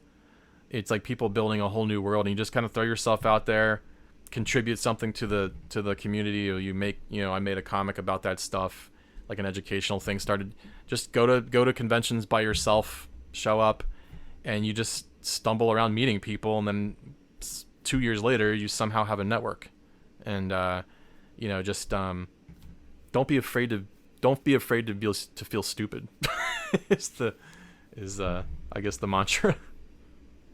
If I change sort of tack a little bit, one of the things you were talking about earlier was the sort of the Marvel Ultimate Universe and the influence that had when that came out. And what struck my mind as you were talking about that was particularly the Ultimate Spider-Man. What was kind of notable about it at the time was how decompressed it was with the writing of Brian Michael Bendis, and it's famous for Spider-Man not actually turning up in costume for a little while, and the more sedate pace that it moved at in the initial issues, and contrasting that to the initial issues of Devil's, actually most of the run of Devil's Due to be fair, where it just moved at a pace, and there was a lot happening in each issue, particularly that opening arc. And I wondered sort of that aspect of just cramming so much into that first arc. Was that kind of how would you kind of describe that process? My kind of guess was that you've a lifelong fan of G.I. Joe, so much love, so many ideas, and you hoped that it's be a success, but it's not, no guaranteed thing. Was it just thinking, this is my chance, I want to cram everything in, I'm not going to waste a single panel here? Definitely, it was the decision was who not to include, not who to include, because there's so many. But I mean, it was very clear from the beginning, like, that has to be the core most group of like those foundational Joe members, from what I felt was the most popular, not the very, very first run of all those Joes, but that like early, like mid 80s crew. And part of it, hey, part of it is because I got to play with these toys, so these are my favorite guys. That's why, like, Shipwreck's in there, and Roadblock and everything. So it was really, I don't know, it was the first team book like that I'd ever really written, and I think it was just always about, one, the only really goals I set was, I wanted to make sure it was set very seriously, like, in the comic book universe, and picked up right where Marvel left off with the same continuity. But I did want it to feel like, kind of like you were watching the cartoon, if it had been like updated and like given the seriousness of the comic book, so that all Joe fans would like enjoy it. And basically what I would want to see like a movie be like, and then what I wanted to do with Cobra was I wanted to have it so that the Dreadnoks were like this national chapter, like the Hells Angels, and that Cobra Commander had been. I wanted Cobra Commander to have been bouncing around the world, like having secret meetings with terrorist organizations, like in different cells, and different leaders of other countries or who might, have issues with like the U.S. And then to also, and then he's got this relationship with this arms dealer. And then for him to finally, like, basically, like, I wanted this moment where the Joes realized that, oh shit, this guy, this was like Genghis Khan uniting all of the different rival, like people in China, the different tribes, to come together to fight the empire. Just like after the Roman Empire was falling, the way that the Hannibal and all these other people like pulled together all of the barbarian tribes. They just have this moment where, holy crap, this guy, Cobra Commander, has been out there and he has tied all these terrorist networks together, all these arms, Destro and the whole arms industry, and some leaders of some other countries, and like on the ground domestically, this entire nationwide network of motorcycle gangs and all, like these militias basically. And now he's ready to like kick off his plan, and it'd be like terrifying. And that was a little too heavy, for Hasbro. and then the second that 9/11 happened, it was like any mention of like terrorism suddenly was just not going to fly. And or doing it, referencing any actual, like, especially like Middle Eastern, kind of terrorist cell. So do you think it could have been potentially quite a different book without that real life dynamic sort of inserting itself? I think it would have been a little more serious and a little grittier, but that would have never flown with Hasbro anyway. So I knew I had to keep it light, and I just wanted to the important thing about G.I. Joe is it's always really about the camaraderie of those characters, and it's about one foundational thing that Larry set up was it's about the soldiers, and it's about the camaraderie between the team. It's about it's not there, and it doesn't even say that like the powers that be in the military are the good guys. It doesn't say that the United States is always the good guy. It's about the soldiers, despite those flaws, still going forward and trying to do what's right. Then on the Cobra side, it's like basically the the U.S. military versus the Legion of Doom. You got super villain casts, and so the Cobra guys are always like super fun and interesting to write. And I was just playing around, man. I didn't really have any like big plans. It was more like how do I want to see these characters updated was always kind of the goal. Like I knew it's so funny. I keep going back to like, oh, there's the breaking the laws joke. So my uncle grew up with like a lot of like the actual outlaw motorcycle gang. Like my uncle was like, he's like a mechanic savant, and he's always loved Harleys and stuff. And he just by circumstance of where they grew up, a lot of his friends were in like an actual bike gang with national chapters and stuff. So I learned before Sons of Anarchy and all that, I learned kind of what that world was a little bit like. Not that I really saw like too much. So I was like, man, this is what the Dreadnoks should be like. They should have like national chapters, and they've just been growing while Cobra was away, like sleeping, So now the Dreadnoks have their own thing, and let's make the Dreadnoks actually like a real biker gang, who happen to like chocolate donuts and grape soda. And so that was like really building up the Dreadnoks, and then the really trying to really pick up on the whole Snake Eyes story and throw Kamakura in there. Kamakura was so much of like a last minute thought of like, well, he should have an apprentice. I want Snake Eyes. Kamakura, who became one of like the most popular things I ever did, wasn't even about creating an apprentice. It was more like I wanted Snake Eyes to feel like, oh shit, we're seeing Snake Eyes again. He's like full on master now. Like he's just this badass master. So he has to have an apprentice. And then it just happens that, Kamakura was literally the first character in the first issue to appear from the Joes, and people instantly loved him. So it's so funny that I don't really have a good answer for you though, as far as like how because everything else I write, I obsessively build out like the world and the rules of the universe in that world and all these things, and then have the general plot in there, and then I just kind of like throw the characters in there, and they sort of interact based on the rules of that world. And there are things that I have thought of for the stuff I'm writing now that no one's ever going to see, but I have to know it because it keeps me from having the character do something that would contradict something later. but with GI Joe, those rules were already set. You know. Yeah, your own story Bible. Yeah. It's like they've just got their own. Yeah. They already had a story Bible ready to go. And it was more about who do we want to. What kind of general long-term plan did you have? Like, I know you put the seed for Serpentor in 16 and then didn't pick up on it until your last arc. So kind of like, did you have an idea going into it how long you were going to be on it? And like what prompted you leaving? At what point did you say, I got to go. I can't do this anymore? I think I just.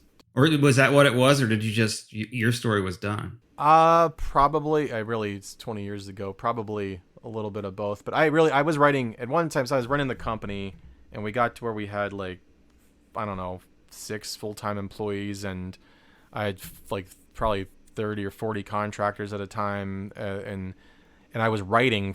At one time, I was writing like 5 books a month. On top of doing all that other stuff and doing layouts and sketching. And one of those books was Misplaced for Image, which I was drawing everything except I was drawing all the characters with some background help. So I was doing all that.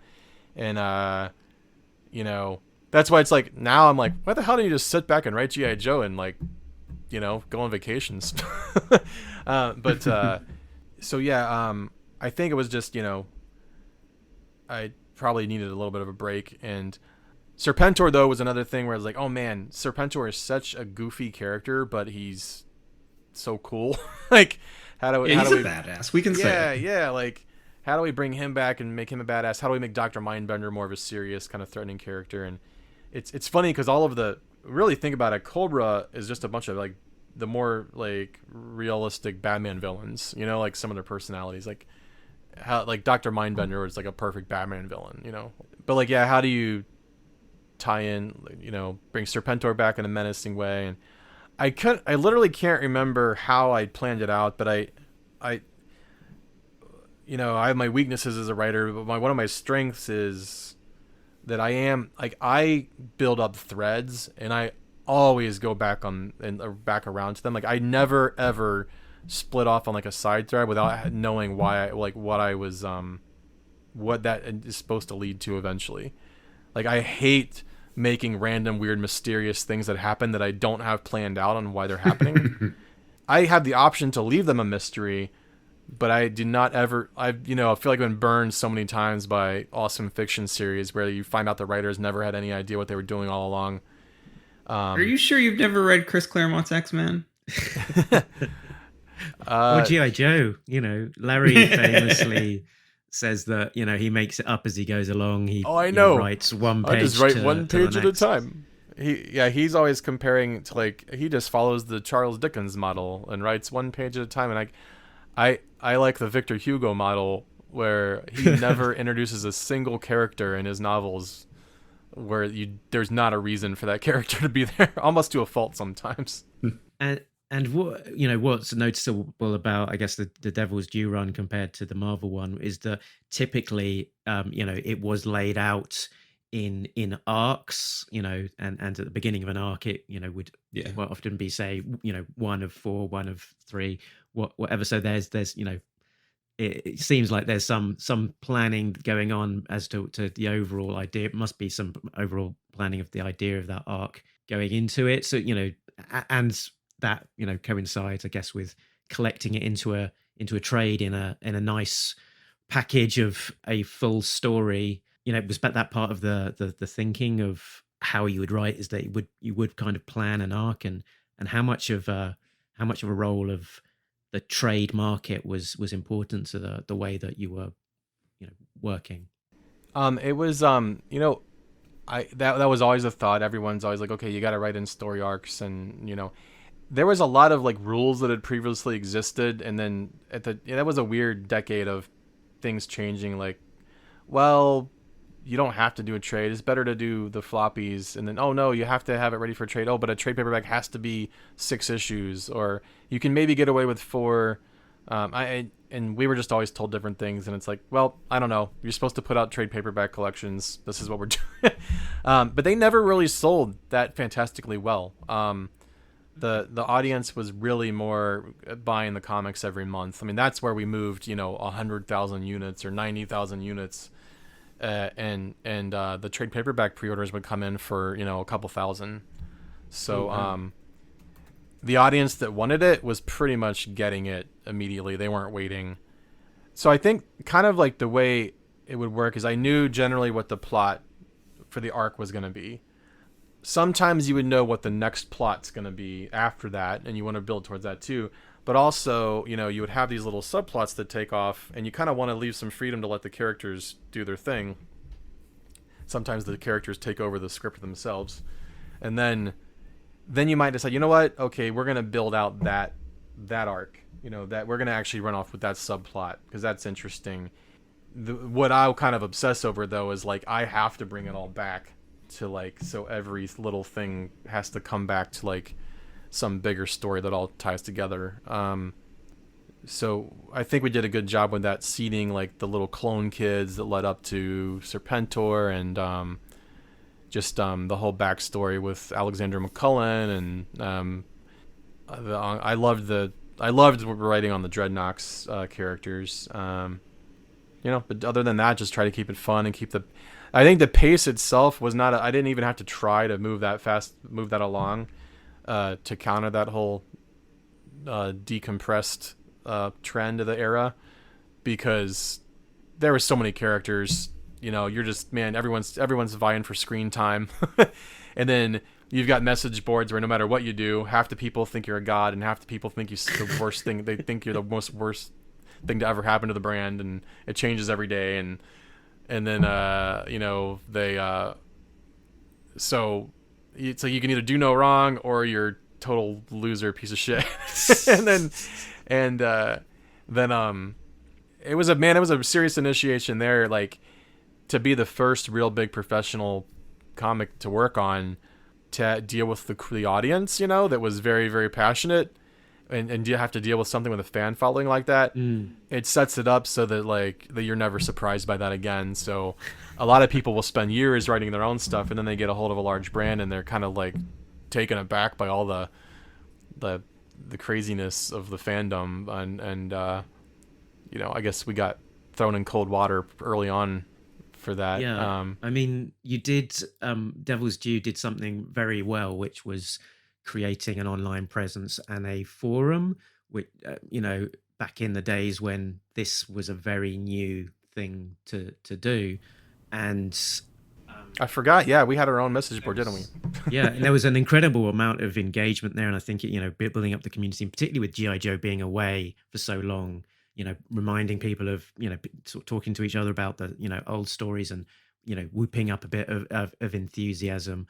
And sort of that community, meaning there's then this great anticipation for the book each month as it's coming out. But then as you as a creator of this thing, means that you've got a real microscope where you can see exactly real-time reaction as it's coming in. Oh yeah, And I guess you must have build up pretty quickly some coping mechanisms to develop some hard skin for the opinions coming through, because people aren't going to hold back, are they? That was nuts. And then I think I just I don't remember exactly when. Just probably a combination of all those reasons why I finally just kind of got off the book for a while, and then came back to write issues every now and then. I had a blast. And then you started the Transformers continuity. Yeah, I had a blast doing Transformers. That. Yeah. How did that come about? Well, so like right after us, Dreamwave came in to Hasbro and snatched up the Transformers license. They had hired Pat Lee at Wizard to do a pin-up, and then I just sunk everything I had, and it was just going by the skin of my teeth to get G.I. Joe out there. So, but they got Transformers after the retailers learned, like, oh man, we don't want to sleep on this. We don't want to miss out on this like we did G.I. Joe. And Transformers was always a bigger brand. I mean, just always dollar-wise and fan base-wise, it was a bigger global brand. So that book just crushed it. I mean, and then so both series were out, and there was this guy, Adam, that worked at Dreamwave. He ended up working for us later. I just said, I approached them. I said, we're doing, I said, let's do a crossover, man. Let's do like the old Marvel crossover. I mean, I really want to do that. And I said, how about we'll do our own crossover called G.I. Joe versus Transformers, and you guys can do one called Transformers versus G.I. Joe. We'll both do our own thing. We both each keep the money for our own books. And that way we can go to Hasbro together and say, hey, we want to do this. We're both cool with it. Can you guys will you guys allow this? So that's what they did. And Hasbro we made a whole separate license just for that series. And my idea was I wanted to do basically Cobra finds the Transformers on the Ark before they wake up. And Cobra introduces themselves to the world by attacking with all these like super high-tech transforming machines, which were basically the Transformer characters as like Cobra vehicles. And then G.I. Joe is formed to stop them. So then Dreamwave did like a period piece, World War II, way more like kind of surreal style, and they had Jay Lee do the art. So I was like, perfect. These are so different than each other, you know. Like I wanted mine to be very intentionally like popcorn movie fun, and they did a more serious kind of artsy thing. And Art house. Then Dreamwave. That's when Dreamwave went bankrupt after like issue 1 or 2 came out, and then I don't remember how that series got wrapped up. But yeah, that was a blast, man. We did 6 issues. The book sold phenomenally well. We did a huge omnibus collection hardcover for it. And yeah, it was just 6 issues of actually I think some of those elements there's some scenes in there that I'm like, from that first Michael Bay movie, you're like, man, this looks like it was right from the comic. Especially when Starscream. Well, there's a lot in Rise of Cobra from Reinstated, we noted. A lot of things that you created in that early run that showed up in the 2009 movie. Oh yeah, I'll take all the credit for that as long as you don't blame me for the movie. Take credit for the good, but not the blame for the bad. Let's use the nanomites to destroy the Eiffel Tower. Oh yeah, and honestly, man, even like, it's so funny of all the characters to like say like, hey, that's my design.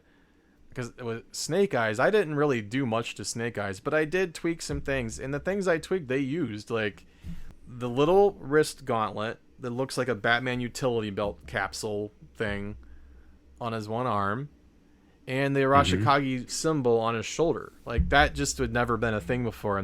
And literally kind of like copying the David Michael Beck, you know. Yeah, we noted that too. Like they literally said this, do this, Do this.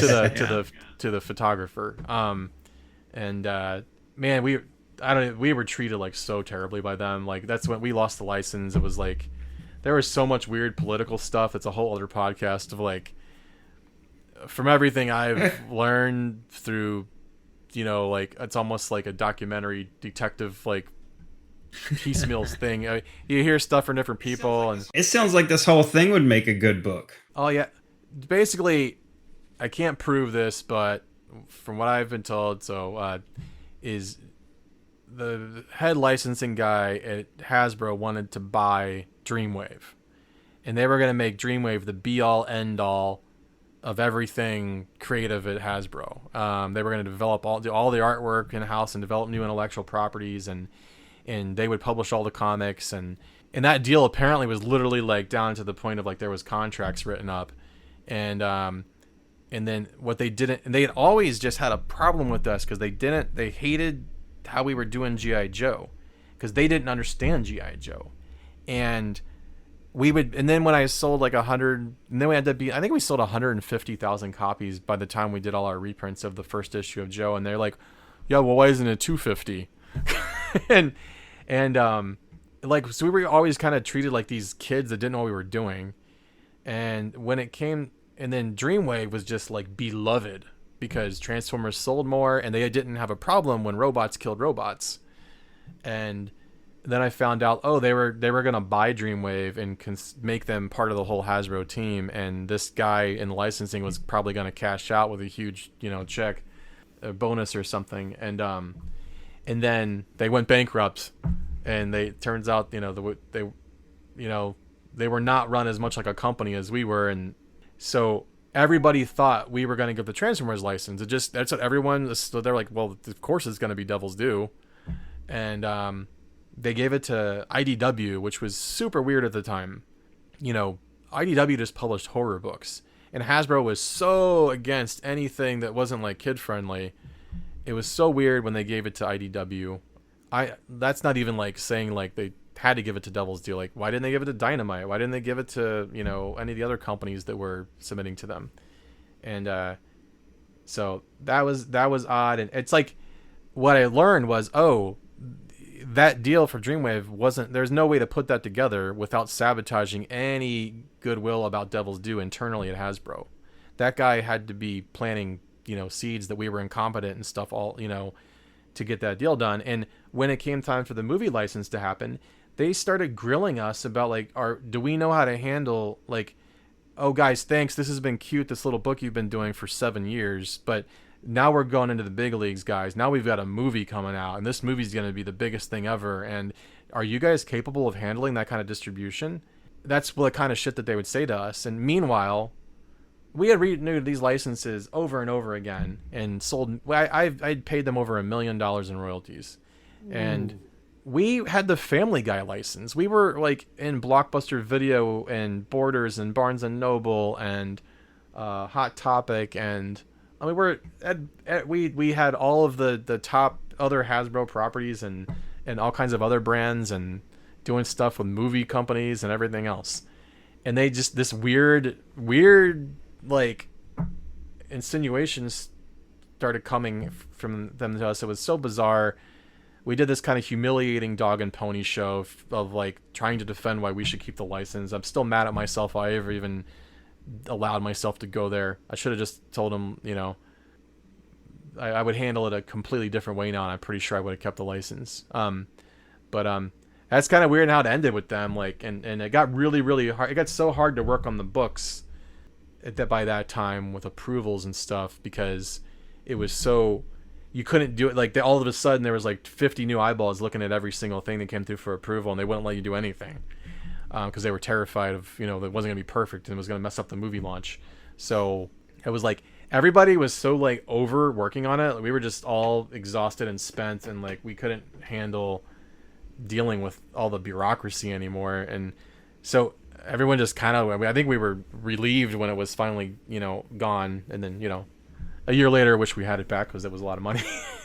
but you know, I mean, that book didn't make a lot of money for many years. I mean, IDW has put out a lot of G.I. Joe books that have sold 5,000, 6,000 copies. And I don't know how much money they had to eat to do that, you know? So, it seems like it's really, finally ticked up now. And the book Larry's been doing, you know, really solid. And now I think for the first time, I think Hasbro is actually, the way they're doing the Snake Eyes movie now is how I told them they should have done it 15 years ago. I mean, this is do the origin story, start it, build it up like this. I mean, they're basically, I won't know until I see the movie, but it sounds like they're pretty much just doing a slightly tweaked version of our Snake Eyes miniseries, our Snake Eyes Declassified series, which is obviously us just building upon Larry's story and putting more of the dots together and clarifying things a little more. But I'm excited. I've never been more excited. I've been, as a fan who just got to like be a part of this property for a decade of my life, I look back on it as the fan and say, I just wish they would get the brand, the shit together with the brand. Like, it's they've got one more shot. They've done 2 shitty movies. They got one more shot to get it right. Come on now. And if they do, I was like, they either need to do like a video game, like an incredible video game that like really brings them back into the public consciousness of like younger people, the same way that Deadpool was and Deathstroke the Terminator was. Those both got hype in video games, and Harley Quinn got a lot of hype in video games, and those all played a part in bringing those brands to like the next level. Do that with G.I. Joe, or possibly, you know, I don't know, like they have some movie that's done right or some big thing that's done right. Otherwise, it's going to go the way of Buck Rogers, where, you know what, finally the existing fan base is too old to get any new people in, and it's too much of an old concept. And then, you know, then with like say Buck Rogers because like when I'm like 20 years old, I look back at old Buck Rogers art. I think that stuff looks awesome, you know. And I buy a poster, like a Forbidden Planet poster or something to hang on my wall, but those toys aren't coming back, you know. Oh, we don't know if you're going to drift into the toy market. I saw Back to the Future action figures the other day. Yeah, well, I think we could get Buck Rogers. But there's a difference between the like nostalgia action figures and like a mass market thing like Hasbro buying and pushing Power Rangers toys. Yeah. Well, I think they're doing it. I think Hasbro is saving G.I. Joe. I think the Snake Eyes movie is going to be huge. I think the toys, like, you already can't get them. Every time they put them out on the shelves, they're gone. They'll probably they put Snake Eyes in Fortnite. It seems like they're really intelligently introducing you know, some of the most core characters, and they're gonna unveil, like, you know, this is what you're supposed to do when you have this world you're introducing a new fan base to, is you're supposed to like have some character who you get to learn about the mystery, that, you know, the veil's lifted and you learn about a whole other world you didn't know existed. Like, it's typical Joseph Campbell stuff, you know, hero's journey. It's Snake Eyes is going to learn that this thing called Cobra exists, and there's a whole effort to stop them, and it's going to introduce us to the G.I. Joe team. And I really hope they blow his face off, you know, and stay loyal to it.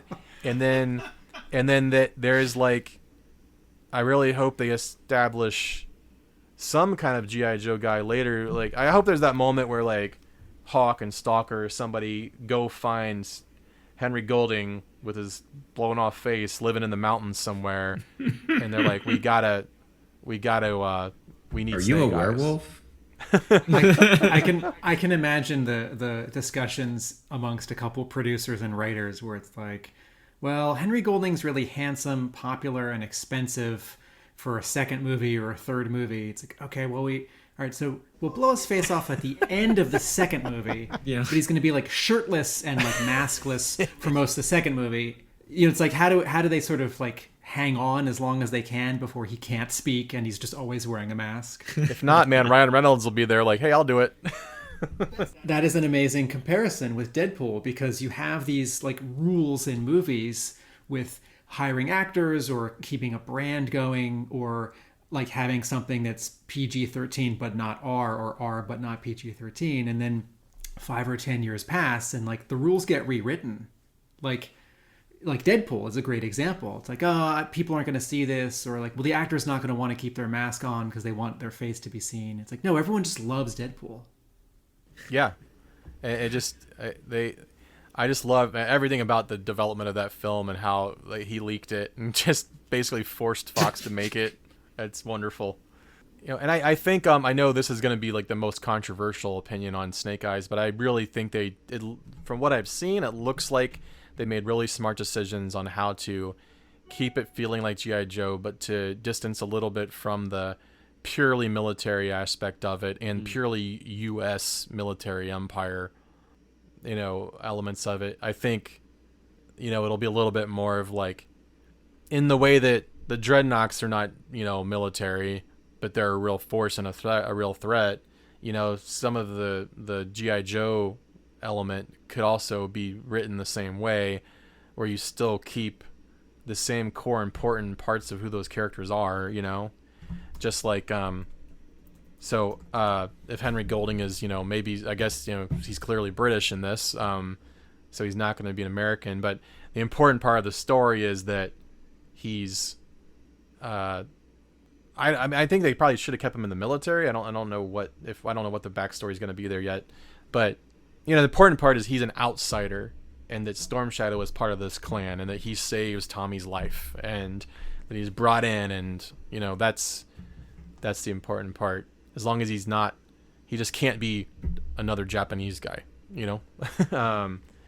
So they'll probably throw in some characters. They're probably going to make the Joes be from different parts of the world, because I just know how insanely worried about that they were on the other movies. They were really, really worried about, we can't have the real American heroes. It's just not going to play in any other country. We can't do this. It won't work. It's got to be more of a global force, and I don't see how they would have gotten over those worries. Still, I'm sure Hasbro's still probably going to be pushing to do that. But meanwhile, they put out the Captain America movies, and they all kicked ass, and they did it in a really smart way, and the whole world liked them. Yeah, do it good. You know, that's all we ask. Just follow the comics. People are gonna like it. Hey, yeah. Imagine that. Larry never wrote the U.S. government as like a benevolent, perfect entity. It's like not really. There were the jugglers, and there was the corruption, and then but I mean, he's done interviews about that where he talks about you see the absolute worst in humanity in war, and then you see like the most heroic, amazing things you can imagine. So, that's yeah. So I mean, no, I'm excited, man. I'm hyped. Actually, I'm gonna go see Black Widow today, and I keep saying Snake Eyes because I keep saying it's like that's more on my mind. When I saw Black Widow last week, there was a trailer for Snake Eyes, and for a moment I was like, I'm having the best of both worlds. Yeah. It looks like a G.I. Joe movie anyway. It's so funny, too, because you're seeing Black Widow, you're seeing Scarlett Johansson, and then you see the trailer with Scarlett, with that actress with red hair, and you're like, wait, what? Scarlett, yeah. I wondered if I could touch on a point you mentioned a little while ago about Hasbro and the relationship there. And I had, I think, 3 questions which maybe you can cover off. The first one was, you had the license for a fair amount of time. Was it generally a little bit fractious, or was there peaks and troughs where maybe someone came in who got it before being swapped out for another job? The second question was kind of like you talk about the licensing approval kind of thing. Typically, how long would that take, and how difficult did it get in terms of approving things? Things being rejected, or did you just get to a point where you just preempted everything and tried, didn't get the no's because you knew what those would be? And the third question was, how long did you kind of have the license contract at a time? So was it like a 12 months that kept on getting renewed? Yeah, sure. So I had the approvals were the licenses. There's always like a little bit of a stress to any license because there's always a little bit of good faith you're putting in there, especially with a large corporation. You typical licenses are 3 years. I think the Transformers one might have been shorter because that was like a one-off project. But so every 3 years, you're going to have to renew that. And now the etiquette in the licensing business world is, hey, as long as everyone is doing well, you have some loyalty and you keep working with those companies. You build good relationships with your licensees because you want them to come back and keep licensing other stuff. And then every now and then it gets competitive, and you're always worried like, this is a mega corporation, are they going to get greedy and just cast us aside? Usually what happens is you kind of milk the property and the sales wane off enough that the licensee just doesn't want to renew, and then it goes away for a while and someone else picks it up. Because the relationship was always so tumultuous with Hasbro from day one, and they always were like sometimes like viscerally upset at the books we would submit because they didn't like their own characters. It was always weird, It always felt very stressful and nerve-wracking that and then when Dreamwave came along and when IDW got Transformers, they would heap praise upon them, so that was always like really awkward. So we were always afraid, and running the company, I'm just always afraid every day. I was like, oh, appreciate this while it lasts. But we renewed it. I think I renewed it multiple times. I had different licenses with them, and then we had the spin-off projects like Transformers, and then the approvals would typically, what licensing companies are used to doing is they'll do up to 10 days for an approval because like you're working on a t-shirt or a statue or something, and then they get around to it and they get around to it. And when you're doing comics, you're doing like a fast-paced, this is serialized periodical entertainment, and we're like running a television show here. This is on a schedule. It's got to come out next week, that kind of thing. And Hasbro was not, they're not the best and they weren't the worst, but it was definitely always, I mean, you pretty much had to have a part-time person whose job it was just to keep up with approvals and chasing approvals, and every editor's job was to, besides editing and making a comic, they had to chase over approvals. And our editors used to keep these big like graph paper books, like just to have a easy way to make a spreadsheet by hand and just keep notes of like all these different approvals to keep straight in their head. And we would fax them over, because they would fax them back. We'd scan the art and then email it, and they'd send us like fax machine approvals back sometimes. So yeah, we got down to where, you expect you'd have to give them a week. You had to build in an extra week for things and just keep your fingers crossed that they weren't going to have a big revision. But what you do is you get the licensor to commit different stages. So you submit the plot and they say yes to the plot. Then you can do the script. And that way they can change the script, but they can't, if they want to change a big element of the plot in that script after you've done the work, you can say, hey guys, you signed off on this. And then you get the pencils approved, then you get the colors approved, and then you get the, lettering. Once you get past the line art, you pretty much go straight to colors and letters and assemble it all and send it off for one final approval. So that was just part of the gig, man. That's every single book, every single product you put out, with a license has to do that.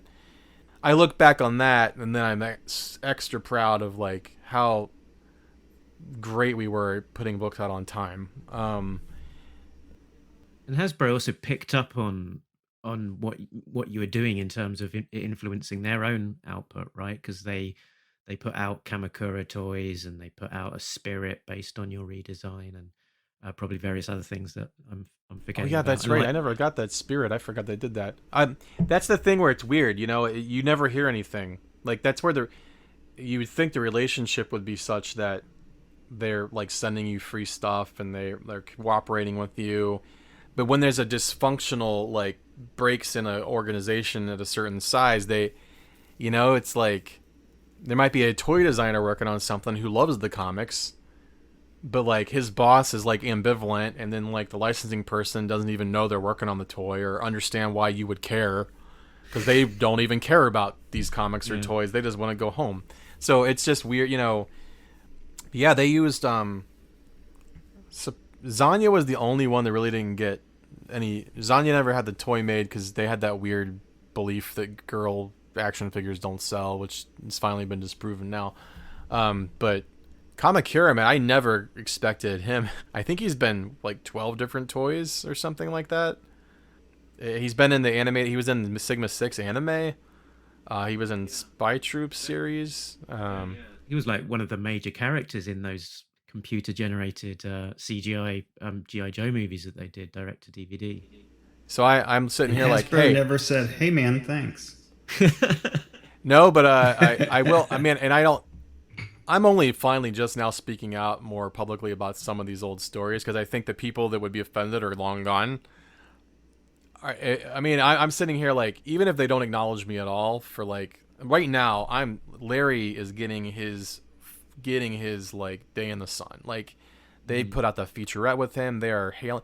All the marketing is actually pushing this more as a comic book movie than anything else, and it's fantastic. Like I mean, Larry's gonna be in the movie. It's like this is what you're supposed to do. So if they roll around though and like Snake Eyes is a $1 billion movie or something and Kamakura shows up, they sure as hell better be giving me a shout. Well, I think IDW is losing money by not, reprinting the Devil's Due stuff. Recently, they reprinted it once. Don't they call it Disavowed? Yeah. It's in print. No, it is available. It's in print. Is it now? What about the first volume? Hold on, I can... Or like... Because when I tried to find it, all I could find was the one that reprinted America's Elite. I couldn't find the one that I did. Have you did ask about any other licensor coming in between, which never happened. But I don't know if you ever heard the story where I turned down Marvel for an X-Men crossover. I did hear this. This is good. We did talk about this. Now you would understand the dynamic in Hasbro was such that like I found out after the fact. Yeah. I found out that they tried to take it to Marvel and DC, and you know, they were probably cocky about what it was worth, and Marvel was like, nobody wants this shit, and you know, which is why I got it, because no one else knew what to do with it, and that was the only time I was worried there might be a sniper come in and try to take it. I'm on the Diamond site, and Disavowed 4, 5, 6, 7, and 5 of the 6 America's Elite Disavoweds are in print. So oh, cool. Jay makes a point. You can't get volume 1 unless your local shop is still sitting on a copy. They can't order one, but most of it's available. I did pitch a story to them after all these years to IDW. I said, I finally have a story. I really, and this is before I knew what the Snake Eyes movie was going to be all about too. I was like, I really feel like, I didn't tell them this, but I really feel like I had a good way to update G.I. Joe in a way that would work for them. Once again, update it in a way that would work for today without like spoiling the old story.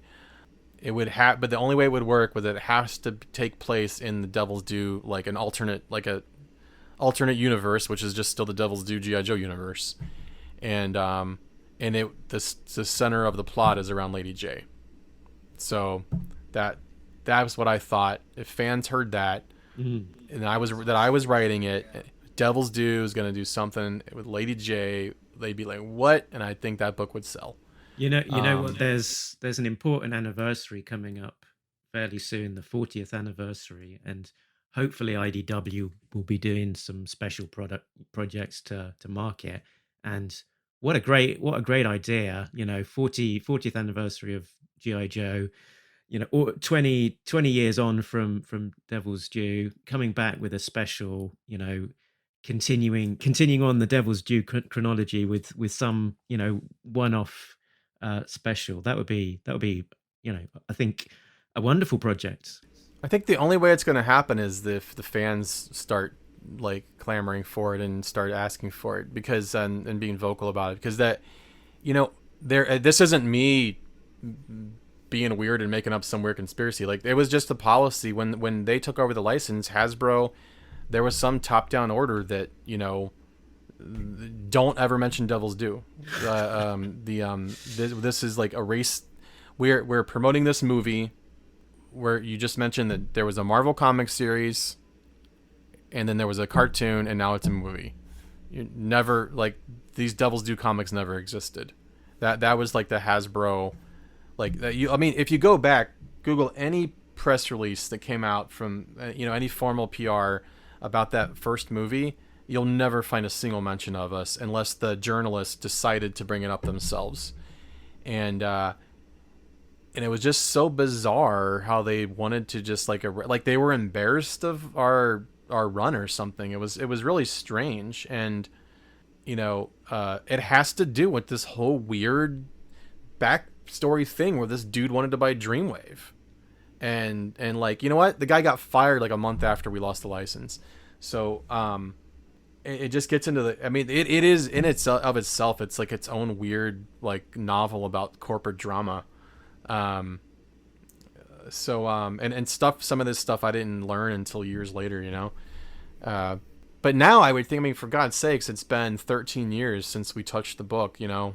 And Devil's Due is such a tiny publisher now. I just basically put out a handful of books of my own stuff, and we have the Trailer Park Boys license now, which is the first license in a decade. And I really just have no interest in building up this mega company with it. I'm working on some other things. So there's no reason why IDW should be like afraid that like a Devil's Due book would look good. Anyone in Hasbro that would have been weird about it back in the day probably doesn't work there anymore. And I would think a lot of people maybe who were like 15 years old when they were reading it are like 30 now, and you know, work there and have a appreciation for it. But thanks to guys like you and the Longbox Crusade and other G.I. Joe collector communities, I'm starting to see it now. I'm getting people asking me about the Devil's Due books.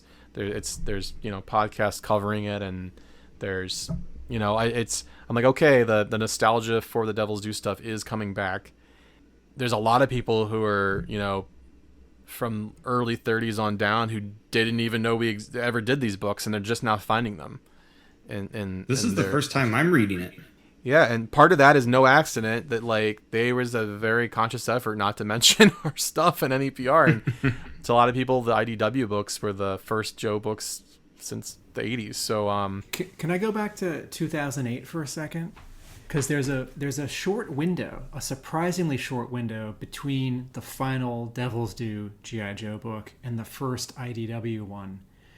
Can you talk about like, was your next license like re-up not renewed? Did they kill the deal early? Did you sort of opt out? We knew, like, I'm super fuzzy on exact timelines, but we knew like well in advance, like when with kind of the patronizing, like, hey, are you guys, you know, professional enough to handle this movie distribution, you know,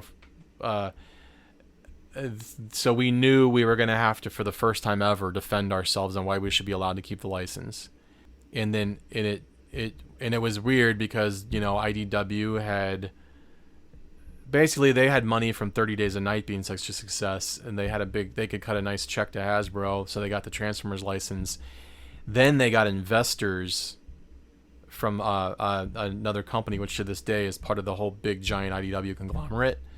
And so they had serious deep pockets to throw at Hasbro. So I'm pretty sure that was as simple as that. But we knew like, okay, yeah, bad news, guys. Sorry, you're not going to get the license. IDW is going to get it. So, you know, you have until contractually, you have up until this date to wrap up the story. So we were like, we're going to go out with the biggest, best fucking G.I. Joe story ever, World War III, and involve everybody we possibly can. Give it the end, and we're going to end it with killing off Cobra Commander, the end. So, which is the only thing they wouldn't let us do. For whatever reason, even though these comics are going to be wiped from the face of the earth and never mentioned again, we weren't allowed to kill off the main bad guy. So he ends up sitting in an underwater prison, you know, but like... and then IDW turns around and shoots him in the face. I mean, come on. Oh, that was really salty. What'd you think about that? You were like, wow. I forgot about that. I just know that one of the first things I saw...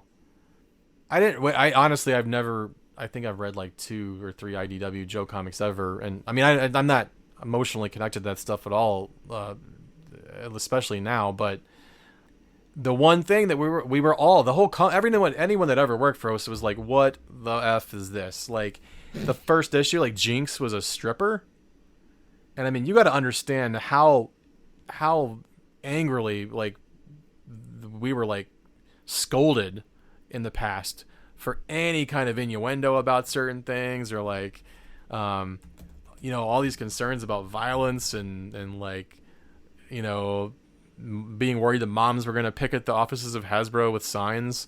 Like, I mean, and then like for the guys that get the license from us, just get to immediately, you know, do all kinds of crazy shit that we would have done too. So I forgot they immediately just like shoot them. Hey, you're welcome for that. So, but I don't know, man. It's like, it's so weird now. I mean, I wouldn't mind being in a nice little position where Snake Eyes is, no matter what, that Snake Eyes movie doing well will help me and anyone that worked on those books, because that does mean, you know, more invites to conventions. They start to all of a sudden like putting like a G.I. Joe Snake Eyes reference in the credits for the guest list now means something again. Mm-hmm. To like the younger, not just like the old heads that come in. So that I hope whether they never even talk to me ever again, I hope that it does well. And then just as a fan, I'm gonna actually really enjoy that movie. But I mean, I bought G.I. Joe toys for the first time in years with these new like incredible figures they've been putting out with the classified series. Yeah. I got my Pimp Daddy Destro sitting here. It's incredible. A lot of people say he's the best one. Profit Director Destro. Yeah. One person says it's the best one. Two people. Who's the other one? My brother. Oh, Josh. My brother and Josh. I've actually, I gotta get going here. I've just realized it's been 2.5 hours. It has. It has. You've been It worked. very generous It with your worked. time, and Good job, you guys. letting you run away Tim with makes it. people chatty. Okay, can I do quick fire? Two couple of quick questions. Sure. On one of the Cobra bases, there was like an office base in Detroit, and there was a billboard at the top of the office that said "trash." Does that mean something? I have no idea what you're talking about. It says a billboard, big billboard on the top of a Cobra base in Detroit with the word "trash." We thought it might mean something, but I'm here to disappoint. Nightclub or something. maybe not. No, I have no idea. Okay, the word Maybe Bado's who we need to ask. maybe the word Renegar appears a couple of times as the name of a Renegar limited edition cover by Michael Turner, and also as a General Renegar in, I think, G.I. Joe versus Transformers. Does that name or word mean something? That is based on Michael Renegar, who was the VP of Palisades Toys. He was one of the biggest G.I. Joe fans on the planet, and he, by sheer force of will, got them the license to all the G.I. Joe statues, and they made weapons and stuff too, and incredible. They made incredible stuff. So yeah, that's him, and he commissioned his own variant cover one time. Aha! Oh my right, gosh. Okay, so he commissioned. You know, I met it, that guy. and that's why. No, I told you the story about the San Diego, like getting there with the promo book, and we got this tiny little booth. He walks up to us, says hi, and goes, "You know, you fuck up Storm Shadow, I'll kill you." He's a whole Tennessee, like thick, like Tennessee accent, and it was so then we were friends ever since. Awesome. So, yeah, thank you so much for being so generous with your time, intentional or otherwise. It's been great to hear all of these stories. A real peek into some of the things that were happening in the background while we're just sort of seeing the output in terms of the comics themselves. We're in our read through end of your era of being the lead writer at the end of issue 25, but we've got a lot of quality output from Devil's Due still to read on and discuss in detail on our podcast. So maybe we can dip back in the future and discuss a little bit more of that later era perhaps. You've been generous with your time, so please use this as a platform to quickly promote your latest endeavors. Where can people find out more about what you're working on right now at the moment? Yeah, I'm so devilsdue.net has most of my stuff there. I'm doing I actually have there are millions of people around the world that are Trailer Park Boys TV show fans. We're the official licensed publisher of a really fun anthology series. Literally, the book comes out next week. All comedy stuff, but that we're going to be releasing those comics. I got 3 of my own series right now on Mercy Sparx, which is actually in development as a film at MGM right now. If you like supernatural action with a little snarky humor in it, and then and who doesn't? And then I'm 2 of my like big passion projects that I'm just putting out just because I have to. I can't not tell these stories for fun. One is called The Encoded, and it's takes place in the year 2055, and the other is called Arkworld, and it takes place back and forth between the present, the Stone Age, and 13,000 years ago in the Age of Atlantis, dealing with an alternate history to Earth where we were more advanced than we were claimed to have been, and we got wiped out. And I'm implying there's no reason that these books can't actually be interconnected, even though that hasn't really been explored yet in the stories. But they both have, like, The Encoded has a generous amount of interesting, like, military characters and ninja type of characters and giant robots and a mix of very realistic, grounded future theory and fun giant excuses to fight, giant robots and excuses for things to punch each other. And the man, I'm not doing a good job pitching these. The Encoded as an interesting thing. Basically, artificial intelligence hits like the singularity, and there's like a super powerful AI that we actually succeed in bringing down. But then the problem, and it wasn't even trying to hurt us though. We created our own problem. We leave all these robots all over the planet that now have to like survive and defend themselves, and it's like kind of an exploration of how crazy the future is about to get with how rapidly things are going to accelerate in technology. And then, there's ninjas and robots beating each other up. And the best way of tracking down and getting, dipping your toe in and reading these stories, is it, what's the best route for that? Everything's at devilsdo.net, or you can go to encodedcomic.com to check out the Encoded, and go to Archeopunk, ARCHEO punk.com to check out the Arkworld series, which is basically about a semi-retired task force of former military agents from around the world who've been brought together by a friend to try to stop the oncoming apocalypse that's going to wipe out civilization on the planet. Very good. So they both kind of have semi-G.I. Joe vibes in sometimes, so people might want to check it out. Excellent stuff. Yeah, please do. Sounds cool. Thank you so much for joining us and sharing, Josh. This has been great. Yeah, thank you. Thanks for having me. We really appreciate you coming on. We've enjoyed looking at the series and been kind of rough on you at times, but we've definitely given you props, I think, throughout. Also for a lot of the good things you did. A lot of the pacing and a lot of your action choreography has been really enjoyable to get into, and it's just fun seeing somebody do a different take on the series. So we really appreciate it. Okay, that's great. So thank you again to Josh for your time. And next time here, you can come back and listen to us talking about more Disavowed stuff as we continue to cover the Devil's Due era. Next up, we will be moving on to Frontline. So back with Larry Hama on an arc over in the Devil's Due world. And on the regular ARA continuity, we will continue to cover the latest issues as they come out. And we're also releasing the bonuses like sketchbook special shows, and we've got some exciting guests lined up for that in the future as well.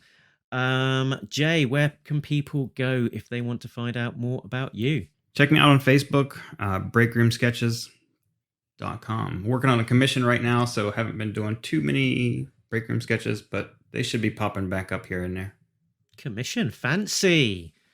Fancy, very fancy. Fancy. Some might say supreme. Don't give too much away there. Try not to. Tim, where can people find more about you and your interest in the world of G.I. Joe? My website is arealamericanbook.com. Very good. And yeah, great 3-part write-up of your interview with David Anthony Kraft, now complete.